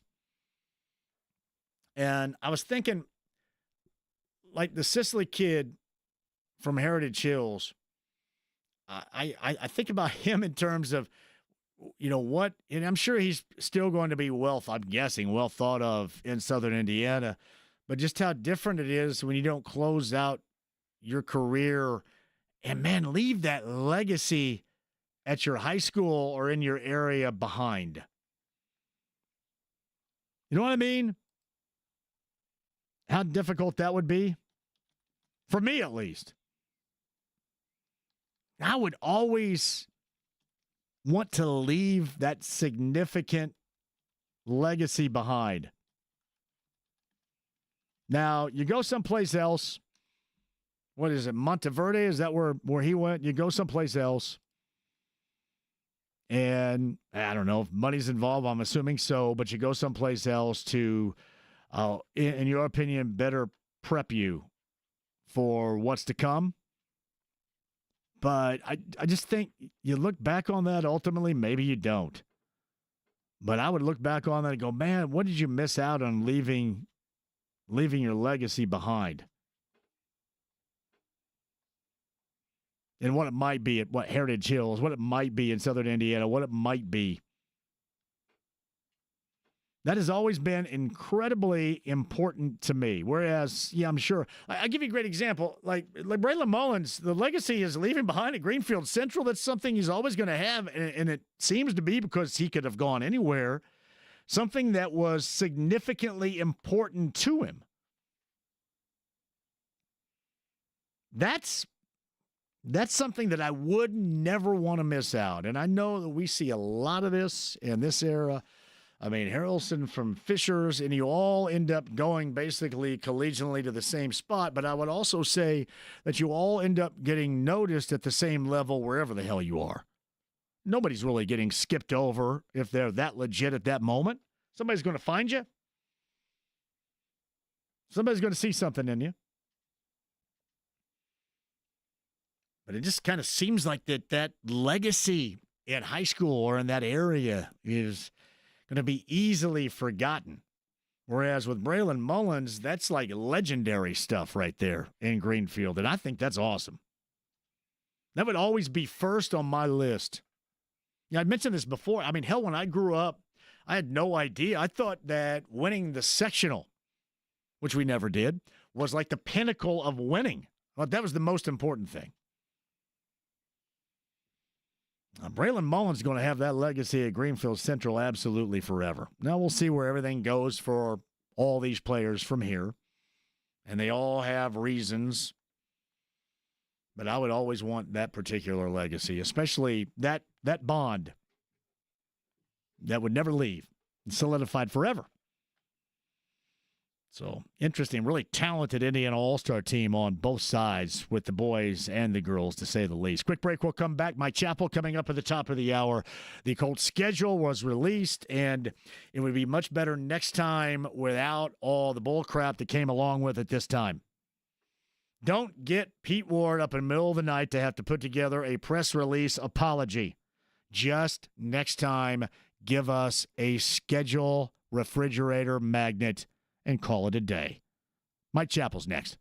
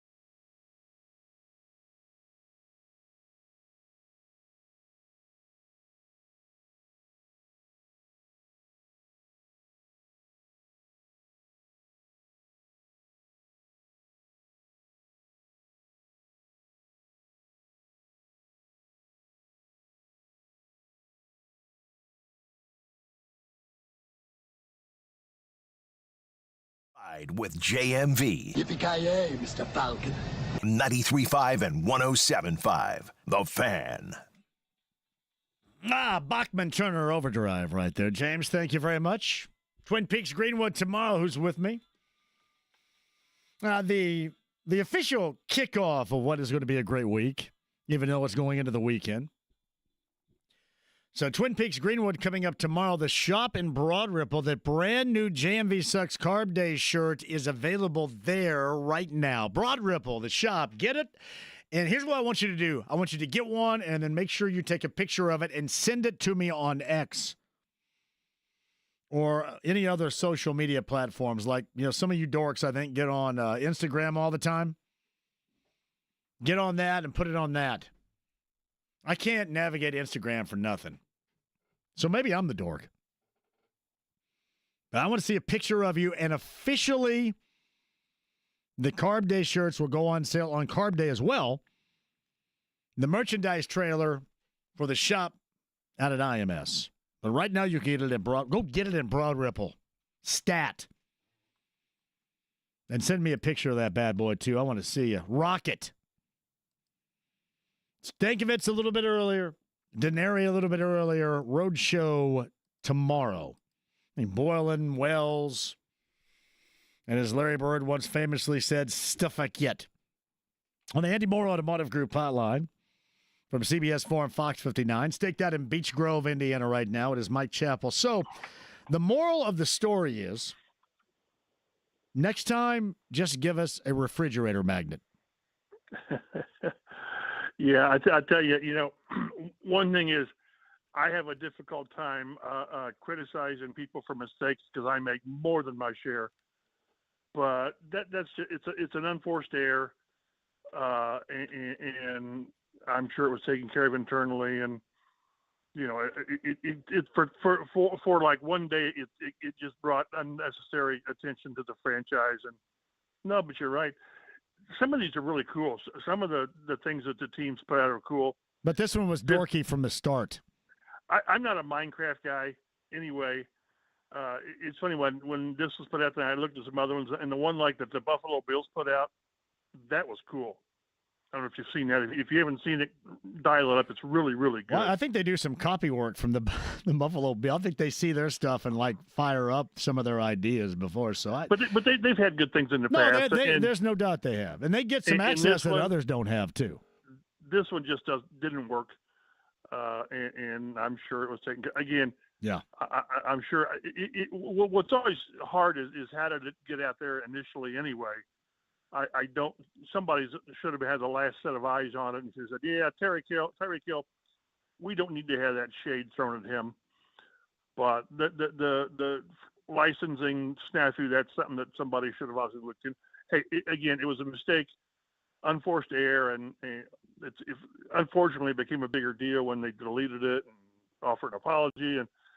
But I've made enough mistakes that I'm not going to come down too hard on them. Well, here's where it's unnecessary, because Pete Ward had to wake up at 3:30 a.m. and cobble together an apology statement. You know that Pete got home about 3 a.m. last night, so. Yeah, he's an all-night guy. Pete's Ray Donovan, if you've seen the show. I hope to not to that extent. I hope they don't like in Yellowstone where they've got the train station.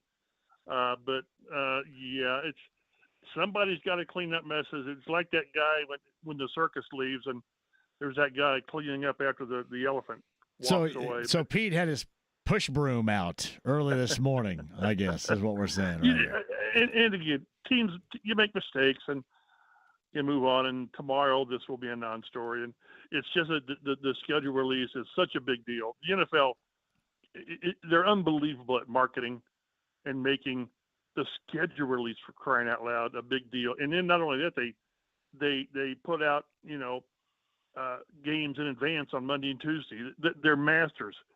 And so you sort of wait for the release videos that teams come up with, and then this happened, and you think, it'll be interesting to see how simple the Colts go back to next year. But they've got so many great people working in their video group, and this was one that just slipped through that shouldn't have slipped through. It was the whiff. There's no doubt. And somebody had asked me, because here's the problem that you have is immediately it's turned into something political, like everything else is. And I want to remind everybody, I'm about as non-political as a human being can be. I just thought a bunch of nerds got in a room and came up with a bad idea. Well, but there's somebody, the buck stops somewhere. Yeah. The head nerd made a mistake. Yes. Right. And again, there's just, I understand, and teams are getting to where they take little shots at other teams. And some of them are humorous. And this one, again, it just didn't work. And they'd like to move on, and they will have moved on. And as soon as, your show's over, hopefully, no one brings it up again. So, and again, it was just such an unforced error. And somebody went home after putting that together and thought, it's pretty good. And then not so much later in the night. That's why I said it was dorky, because they were, it's funny. Yeah. So, and the other normally thing, too. Normally they are. 95% of the time, they're very good. I also wouldn't take shots at other teams if my team has stunk to the level in which this one has. That's the other thing. Because I think I saw that the Houston Texans took a shot at the Colts for taking the thing down. It's you got to have standing to take shots. You just do. You do. Not the finest day, but this only flies, I think, if you're the Milwaukee Bucks, where evidently you talk junk when you lose. Because remember, really. I can't believe Tyrese Halliburton talks all this junk when he's having success. Well, okay, when you're 0 for 7, like if you were Max Strus the other night, Max probably wasn't talking too much junk out there, right? That's just not the way it goes. Look, again, winners say scoreboard and losers say. So it's time and place, and again, when you're a team that has so many bad streaks going into a season, and questions how they can end those streaks, you just stay quiet and just let things go along. But again, this was a self-inflicted wound that they will move past very quickly. Can you imagine Pete Ward getting in from his night out at 3 a.m. and having to do that at 3:30? I'm just doing that for reaction here, don't you? He probably cussed a little bit. I tell you, Pete is the glue that holds that. He gets in from the club at 3 a.m, and how's he? Not even in bed for 30 minutes. You think Pete's clubbing? No, I just do that. I'm trying to get a reaction from over there. I kind of thought maybe he got woke up at 3 o'clock, but no, that's why I say I think Pete Ward's value to the Colts it's the old priceless, because all of the great stuff he does and what he has his hand in, and the things that he has to clean up, because somebody's got to clean. It's the guy with the broom at the circus in some instances. One of these days, which is not today, we're going to be talking about this and things that play off of this in such a more profound manner. You know what I mean? I know I'm saying that kind of curiously, I think, to those out there listening, but I think you kind of understand this. I mean, one of these days we'll be talking about this more profoundly and the impact or lack thereof. I hope this is the worst thing that this team does all season. And if it is, then pretty darn good season. So, it's just the timing of when it happened, and everybody's looking on the social media for all the cool little 3-minute videos or whatever. And, I watched a couple of them that had the Minecraft, and I thought, come on, you can do better than that. But, that's just my interest. But, again, if this is the worst thing that they do, then we're fine, and they're fine. And I hope it is, but it won't be, because it's a long season. But again, I just come back with an unenforced error that you just don't. Everybody makes enough mistakes anyway. Don't do something like that was totally avoidable. So Mike Chappell of CBS 4 and Fox 59 on the Andy Moore Automotive Group hotline is. I'm assuming they went to Frankfurt, year before last or whatever. This is going to be the most traveled team we have seen with the Colts in forever, I would guess, right? I'd have to go back and look at the Tokyo season, the preseason, regular season, sure. because on top of Berlin, it's like, I went and looked, it's like 4,500 miles. You got 3 trips to the West Coast. And, and that adds up quickly. I saw Joel Erickson had an interesting comment amongst all of us where they should have had the Chargers and the Rams like back to back and then just stay out there. I remember back in the day when Bob Irsay had some deal with, I can't think of what the Seattle owners was, Bearing, I can't think of his name. And they played Seattle and the Rams, I think it was, back to back preseason, for crying out loud, on the West Coast. And I just stayed out there. But yeah, it's an interesting schedule. It is a schedule that if these guys can get even moderate play at quarterback, then the first half of the season, doggone, you're in position, because it's not that difficult relatively of an opening schedule. 4 of the first 6 at home, or 4 of the first 6 at home, and 4 of the first 6, I think, against non-playoff teams.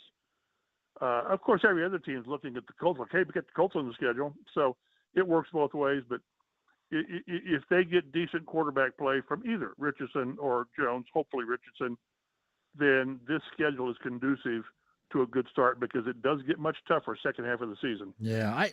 Did you take anything else away other than the final 2 weeks, obviously, within the division? And you get the Texans after Thanksgiving, right? In the final month plus of the season, whereas a year ago they've been done by Halloween. Yeah, they get Houston and Jacksonville 4 times, I think, in the last 6. That's crazy. So, in the last one at Houston, which, doggone it, better mean something. They better be playing for something other than draft positioning in that 18th week. But they've got, they're in such a strange thing going into the season, because, gosh, they haven't won a season opener since 2013.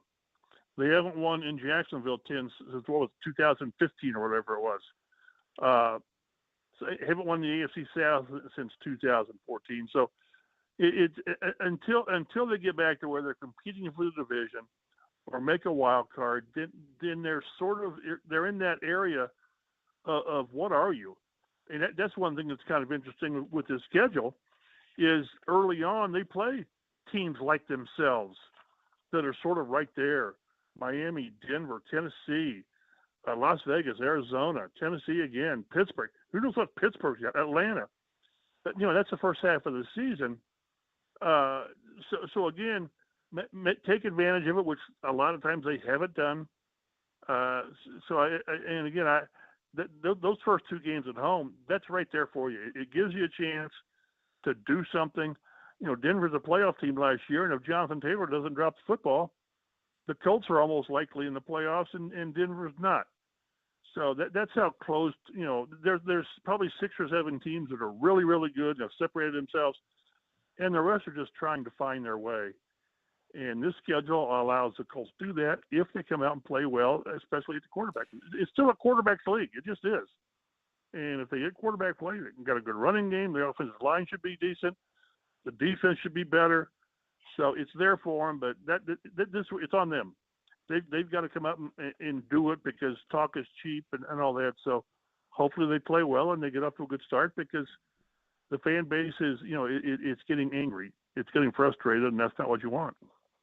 Was the fan base back in the incredibly lean years, 80s, 90s, for example, before really any string of years before the Manning era, Manning, right. Poley, and Dungy era, did you ever consider them at this level of anger? No, they went from just happy to have a team to semi-apathy to where they just didn't care, because they never gave them something to care about. They make the trade for Eric Dickerson, so all of a sudden you've got a name on your roster, and then that blew up on them. And the Jeff George thing didn't work, and then Jim Harbaugh found magic in a bottle for like 5 games. And outside of that, of course, and then they made the playoffs in 96, which easy to forget. But until Peyton got here, until they got the gang together, and it started in 99, it was bleak. It just was. Where 7-9 was a good season, 8-8 was a really good season, and 9-7 was, holy smokes, look what we got. So, and again, I this team it's sort of it's at a crossroads, which we thought they were last year. But where do they go? You know, is Richardson the guy that can take them there? Well, he needs to be, because you just can't say, well, in 2 or 3 years.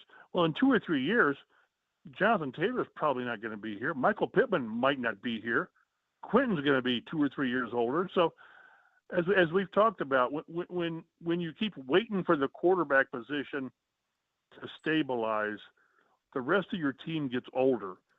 I can think of all the really good talent in Jacksonville that was wasted. Maurice Jones-Drew, because they couldn't get things set up. And DeForest Buckner, for crying out loud. They've got some really good players that aren't getting younger because, that's just not the way it works. So I hope this is a year, but because if it's not and it just goes to, the dumpster, then it's going to be a long rebuild, and no one, externally or internally, wants to even think about that. So it's on them.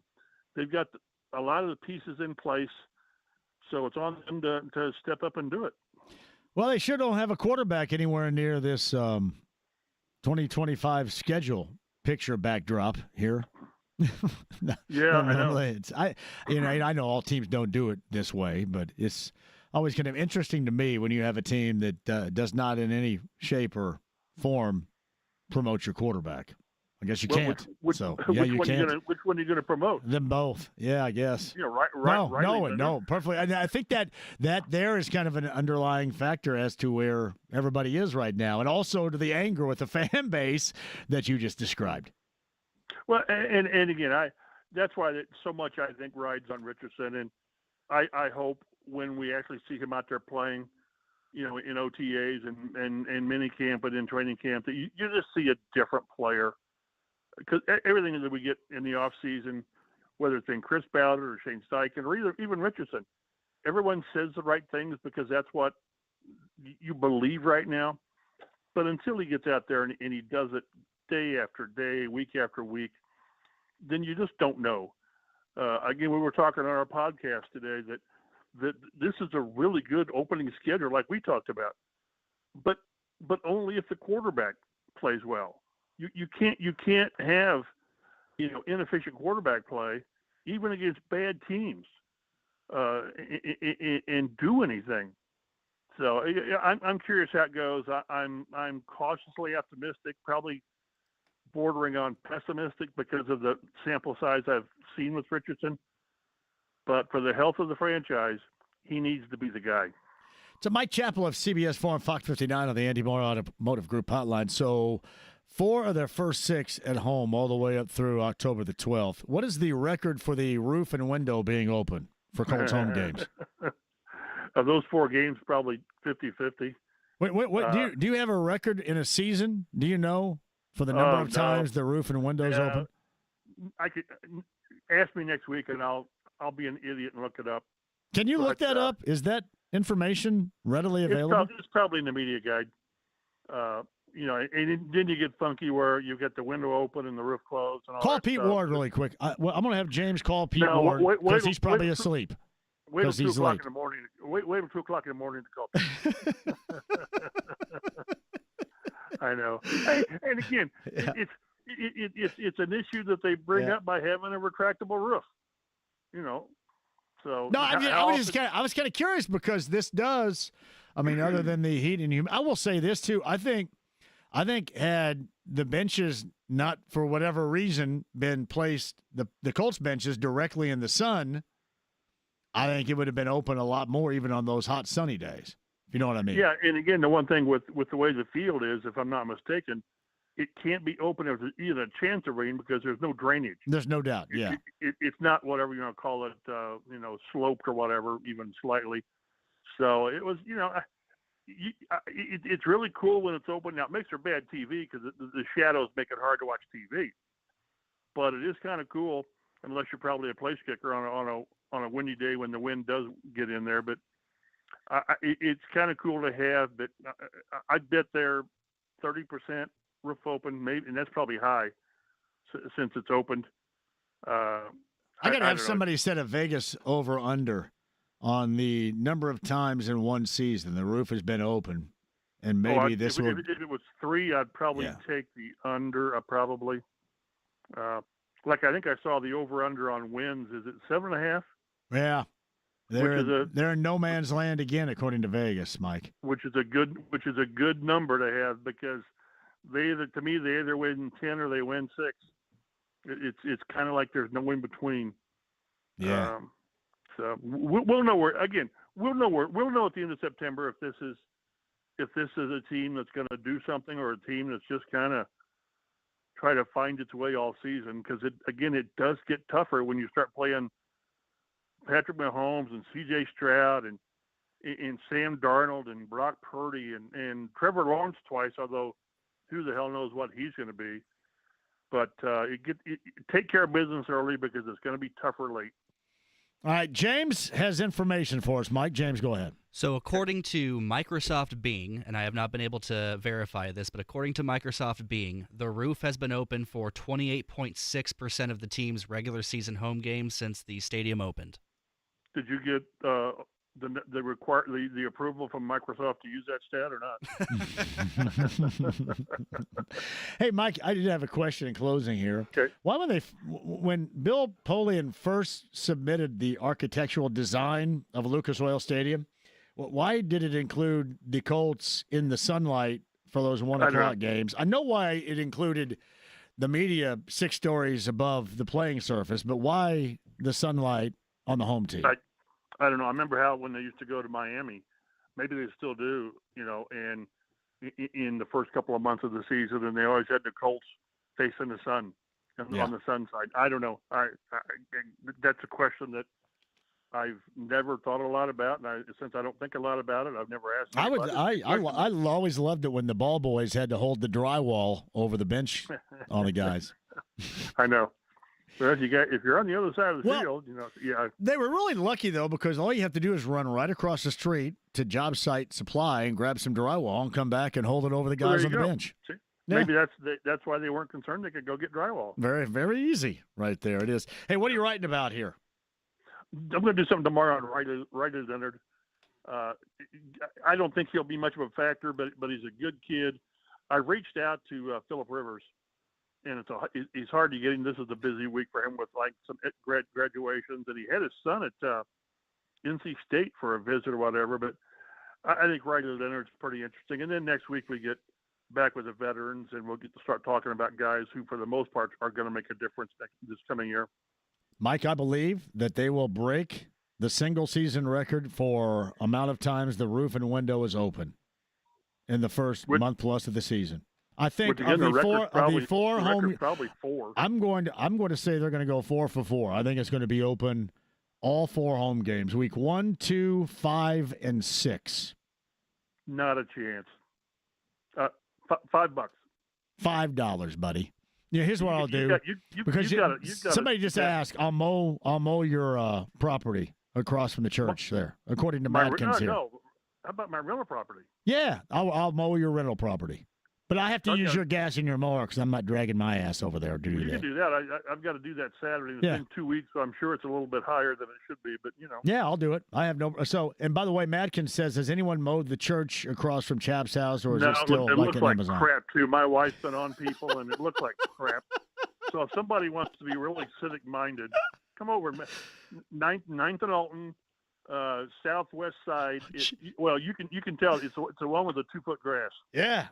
Well, I know where you live, so yeah, this is a bet. I will mow one weekend, or during the week, whatever, your rental property, and the window and roof has to be open 4 times. 4 times. Yeah, 4 times. Regular season, right? Twice in September and twice in October, I believe. Of course, about the time that's done, and grass will be done growing, and that could be a pretty safe bet for you. It may not need it. So then it will carry over. See, if that's the case, it will carry over to next year. You will, yeah, that's okay. But I've still got the property. You got that right. So that is a bet right there. They're going to break, because that would have to break a record. Because I saw Damon sent me this.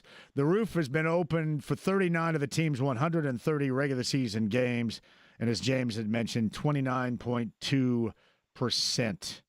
Well, I guessed 30%, so I was right on it, and Well done. Again, I don't get too bent out of shape with it because I don't either, but it's interesting. I like the bet though. I do understand and again, if I win and my grass quits growing, it tolls. We'll see you next year. You got it, buddy. In April. You got it, buddy. You got that right. It's Mike Chappell of CBS 4 Fox 59, who is an advocate of just going with the schedule magnet on the refrigerator in 2026. Just get the orangutan at the zoo to hold a sheet of paper up or something. Thanks, Mike. I appreciate it, buddy. See ya. It's Mike Chappell of CBS 4 and Fox 59. Let's break. Back with you next.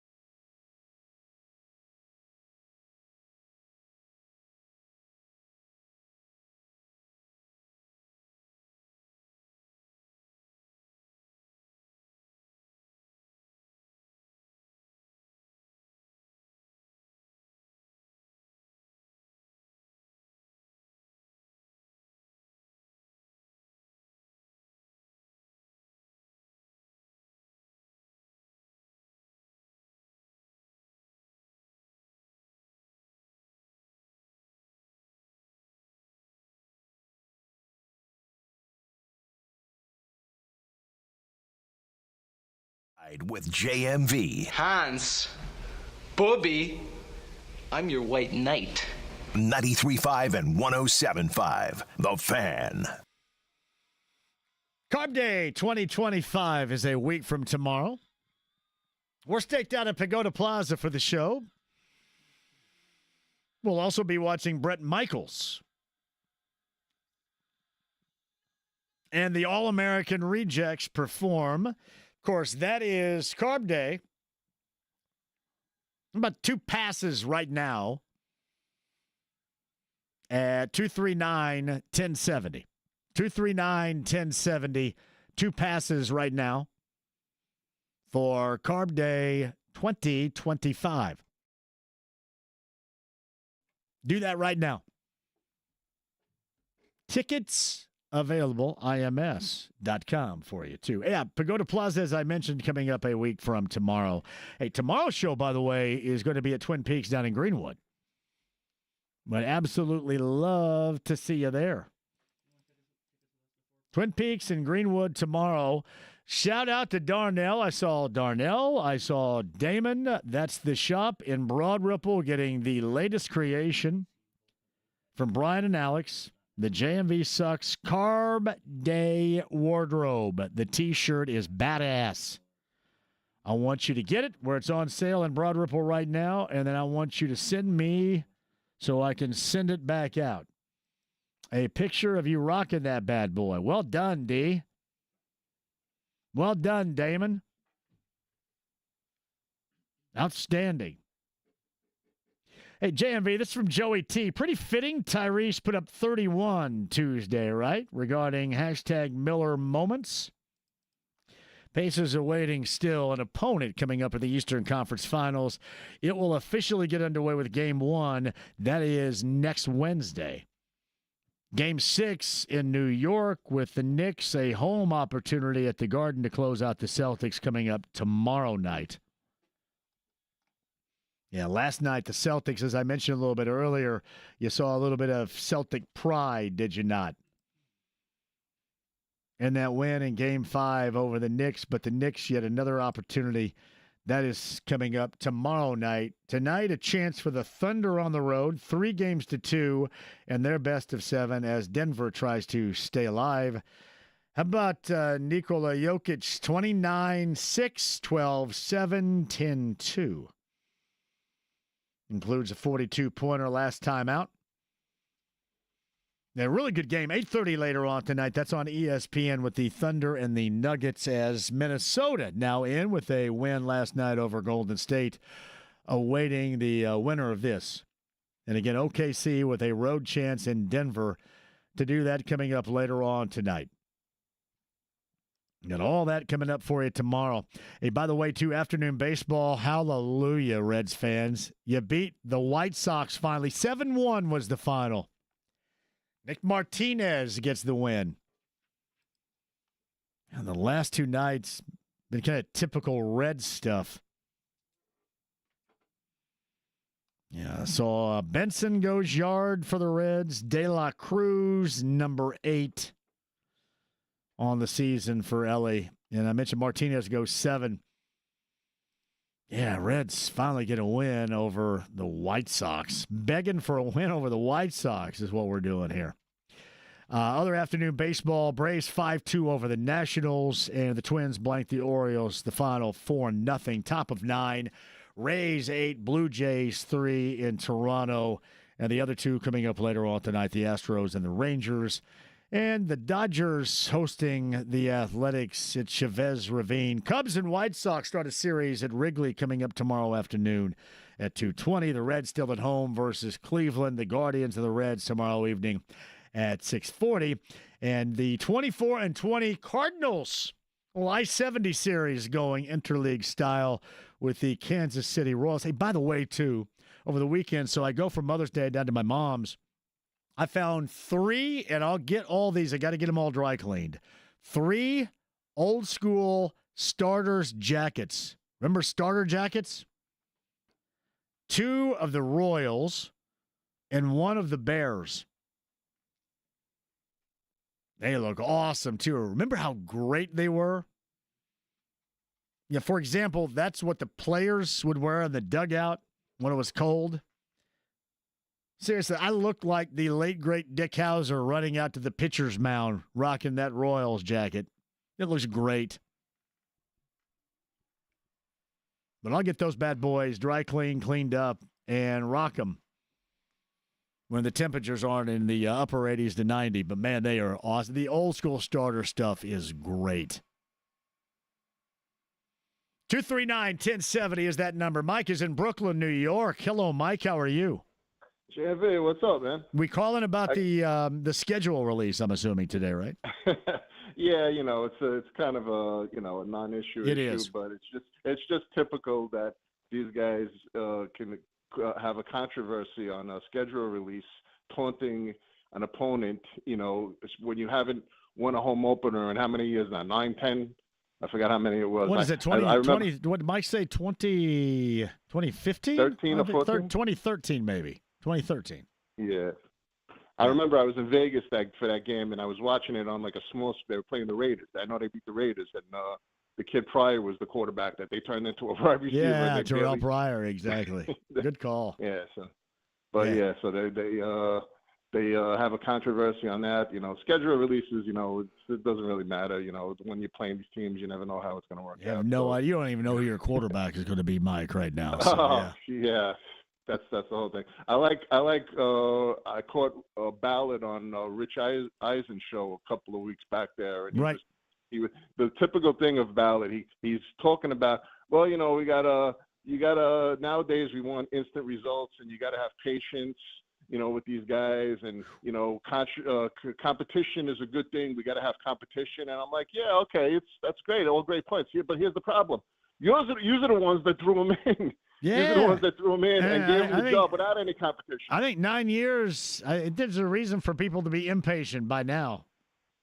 Yeah, I mean, it's like, I give him a pass because I know that whole thing was probably came from Irsay, when they drafted him. I know Irsay wanted him Richardson to start right off the bat, without a doubt. Yeah, right. And so, that's the thing. Actually, congratulations on your Pacers. I was with my boys last night watching the Knicks fans. Are you guys Knicks fans in Brooklyn?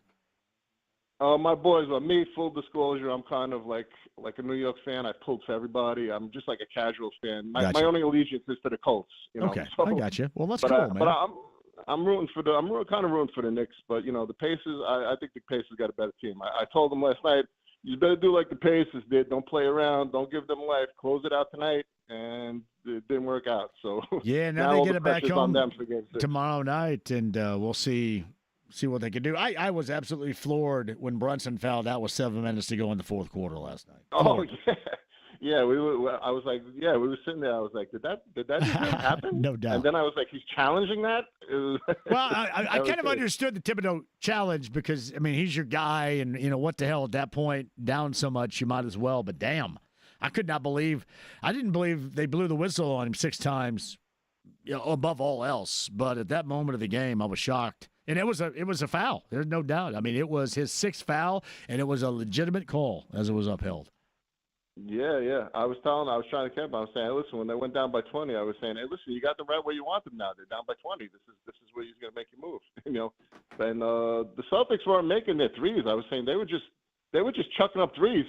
Yeah. It seemed like to me at one stretch there in like the third quarter. I'm like, why aren't they just like, they weren't milking the clock? I guess they don't do that anymore. They don't like take it under 10 seconds and then take a shot. Well, you got to keep in mind too, even without Tatum, but they were a team that shot threes at the highest volume per game in the NBA, and that's kind of how they live. And those are the moments where, you live by it, but you can also struggle, as we've seen earlier in this series at the end of games, and that is going to be your go-to and it not work. Yeah. I tell my boys right now, I've been texting them, I said, you guys better close it out tomorrow night because all the pressure's on the Knicks right now. So we'll see what happens. Mike in Brooklyn, New York, joining us now. Good to hear from you, my brother. Have a great weekend. All right, JMV, you too. Take care. Close it out on the other side with your calls at 239-1070. And get you said we got a Colts Daily Update coming up today. We got the Harrah's Hoosier Park Race of the Day coming up as well. 50-50 betting and dining. We'll see who wins. Let's do it right now.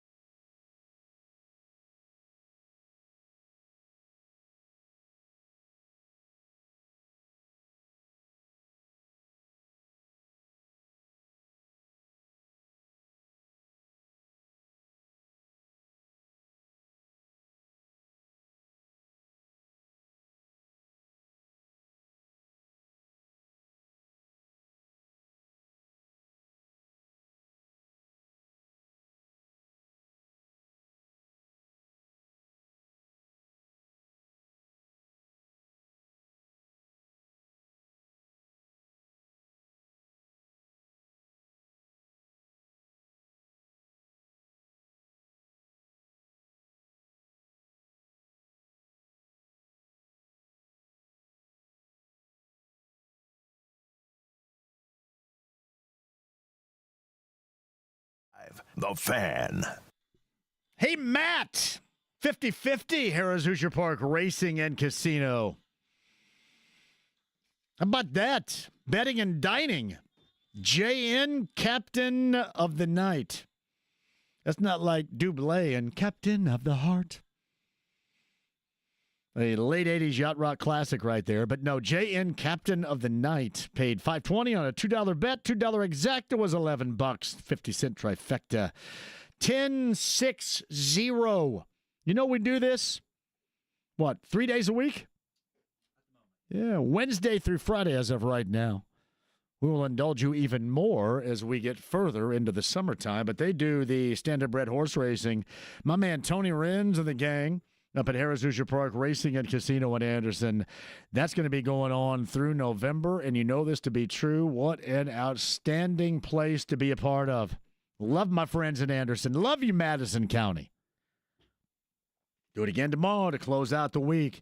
50-50 betting and dining. Harrah's Hoosier Park Racing and Casino. That is in Anderson. Harrah's Hoosier Park Racing and Casino. Tomorrow, we're going to be at Twin Peaks down in Greenwood. I would love to see you beginning at 3 o'clock. Joseph writes this, my God, man, can the Colts do anything right as an organization? They keep one-upping their constant, as you would like to say, jackassery. You brought that up at the outset. Talked a little bit about that with Mike Chappell. R.I.P. to Sheriff Buford T. Pusser. Remember the film Walking Tall? I always thought that Joe Don Baker was an acting badass. JDB passes away earlier today at the age of 89.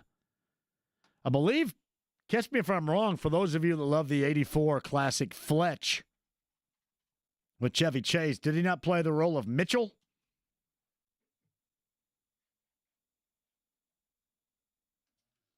In Fletch? Yeah. He was Chief Jerry Carlin. Oh, Carlin, yeah. No, he was in a show. What's Mitchell? What the hell was that? What am I thinking of there? Fletch. He was in the movie Mitchell. Okay. What the hell is that? Mitchell. That's what it's an action film from 1975. He plays an abrasive police detective. I don't think I've seen that. Look at James educating me on something from 1975 for once right here. Hey, speaking, by the way, of 1975, you know we're going to be celebrating coming up this summer, right? 50 years of Jaws, the film. You like Jaws? Yeah, it's a classic. See, when I grew up, you were afraid to go into any body of water after watching Jaws. I'm assuming that's not the same now. Anyway, like you go in the pool and go, oh my God, wait a minute. Hope there's not a shark in here. Is there a shark in my pond? 50 years of Jaws, the Spielberg classic. And really, one of the greatest of all time, Robert Shaw, the actor, and his USS Indianapolis speech will go down really as one of the all-time greatest moments, I think, in film. 50 years of Jaws. Kenny's at 239-1070. Kenny, jump on the show. How are you? How you doing, buddy? Great, Kenny. What's up, bud? Nothing, man. Just fired up about the Pacers and getting ready to see what the Colts are going to do. You got that right, Kenny. Hopefully I see you at Twin Peaks tomorrow. Kenny, thank you very much for the call. Adam, give me 10 seconds of your most incredible material. Hey, John, how we doing? Go Pacers. Let's go Colts. Season looks pretty winnable. And also, have you ever thought about doing a JMV 5K? Oh, man. Adam, thank you for the call. See, running to me is punishment. I don't want to punish people out there. Thank you, Adam, for that. Hey, JMV Sucks Carb Day shirts, the shop in Broad Ripple. Get them now. Send me those pictures on social media, and I will repost them. The shop in Broad Ripple, JMV Sucks Carb Day shirts, brand new and available. Twin Peaks tomorrow, Greenwood. I cannot wait to see you at 3 o'clock. I promise you we will have a blast. I'm in search right now of those Coke lot wristbands for everybody. We'll see if I succeed. We'll talk about it tomorrow at 3. Have a great night.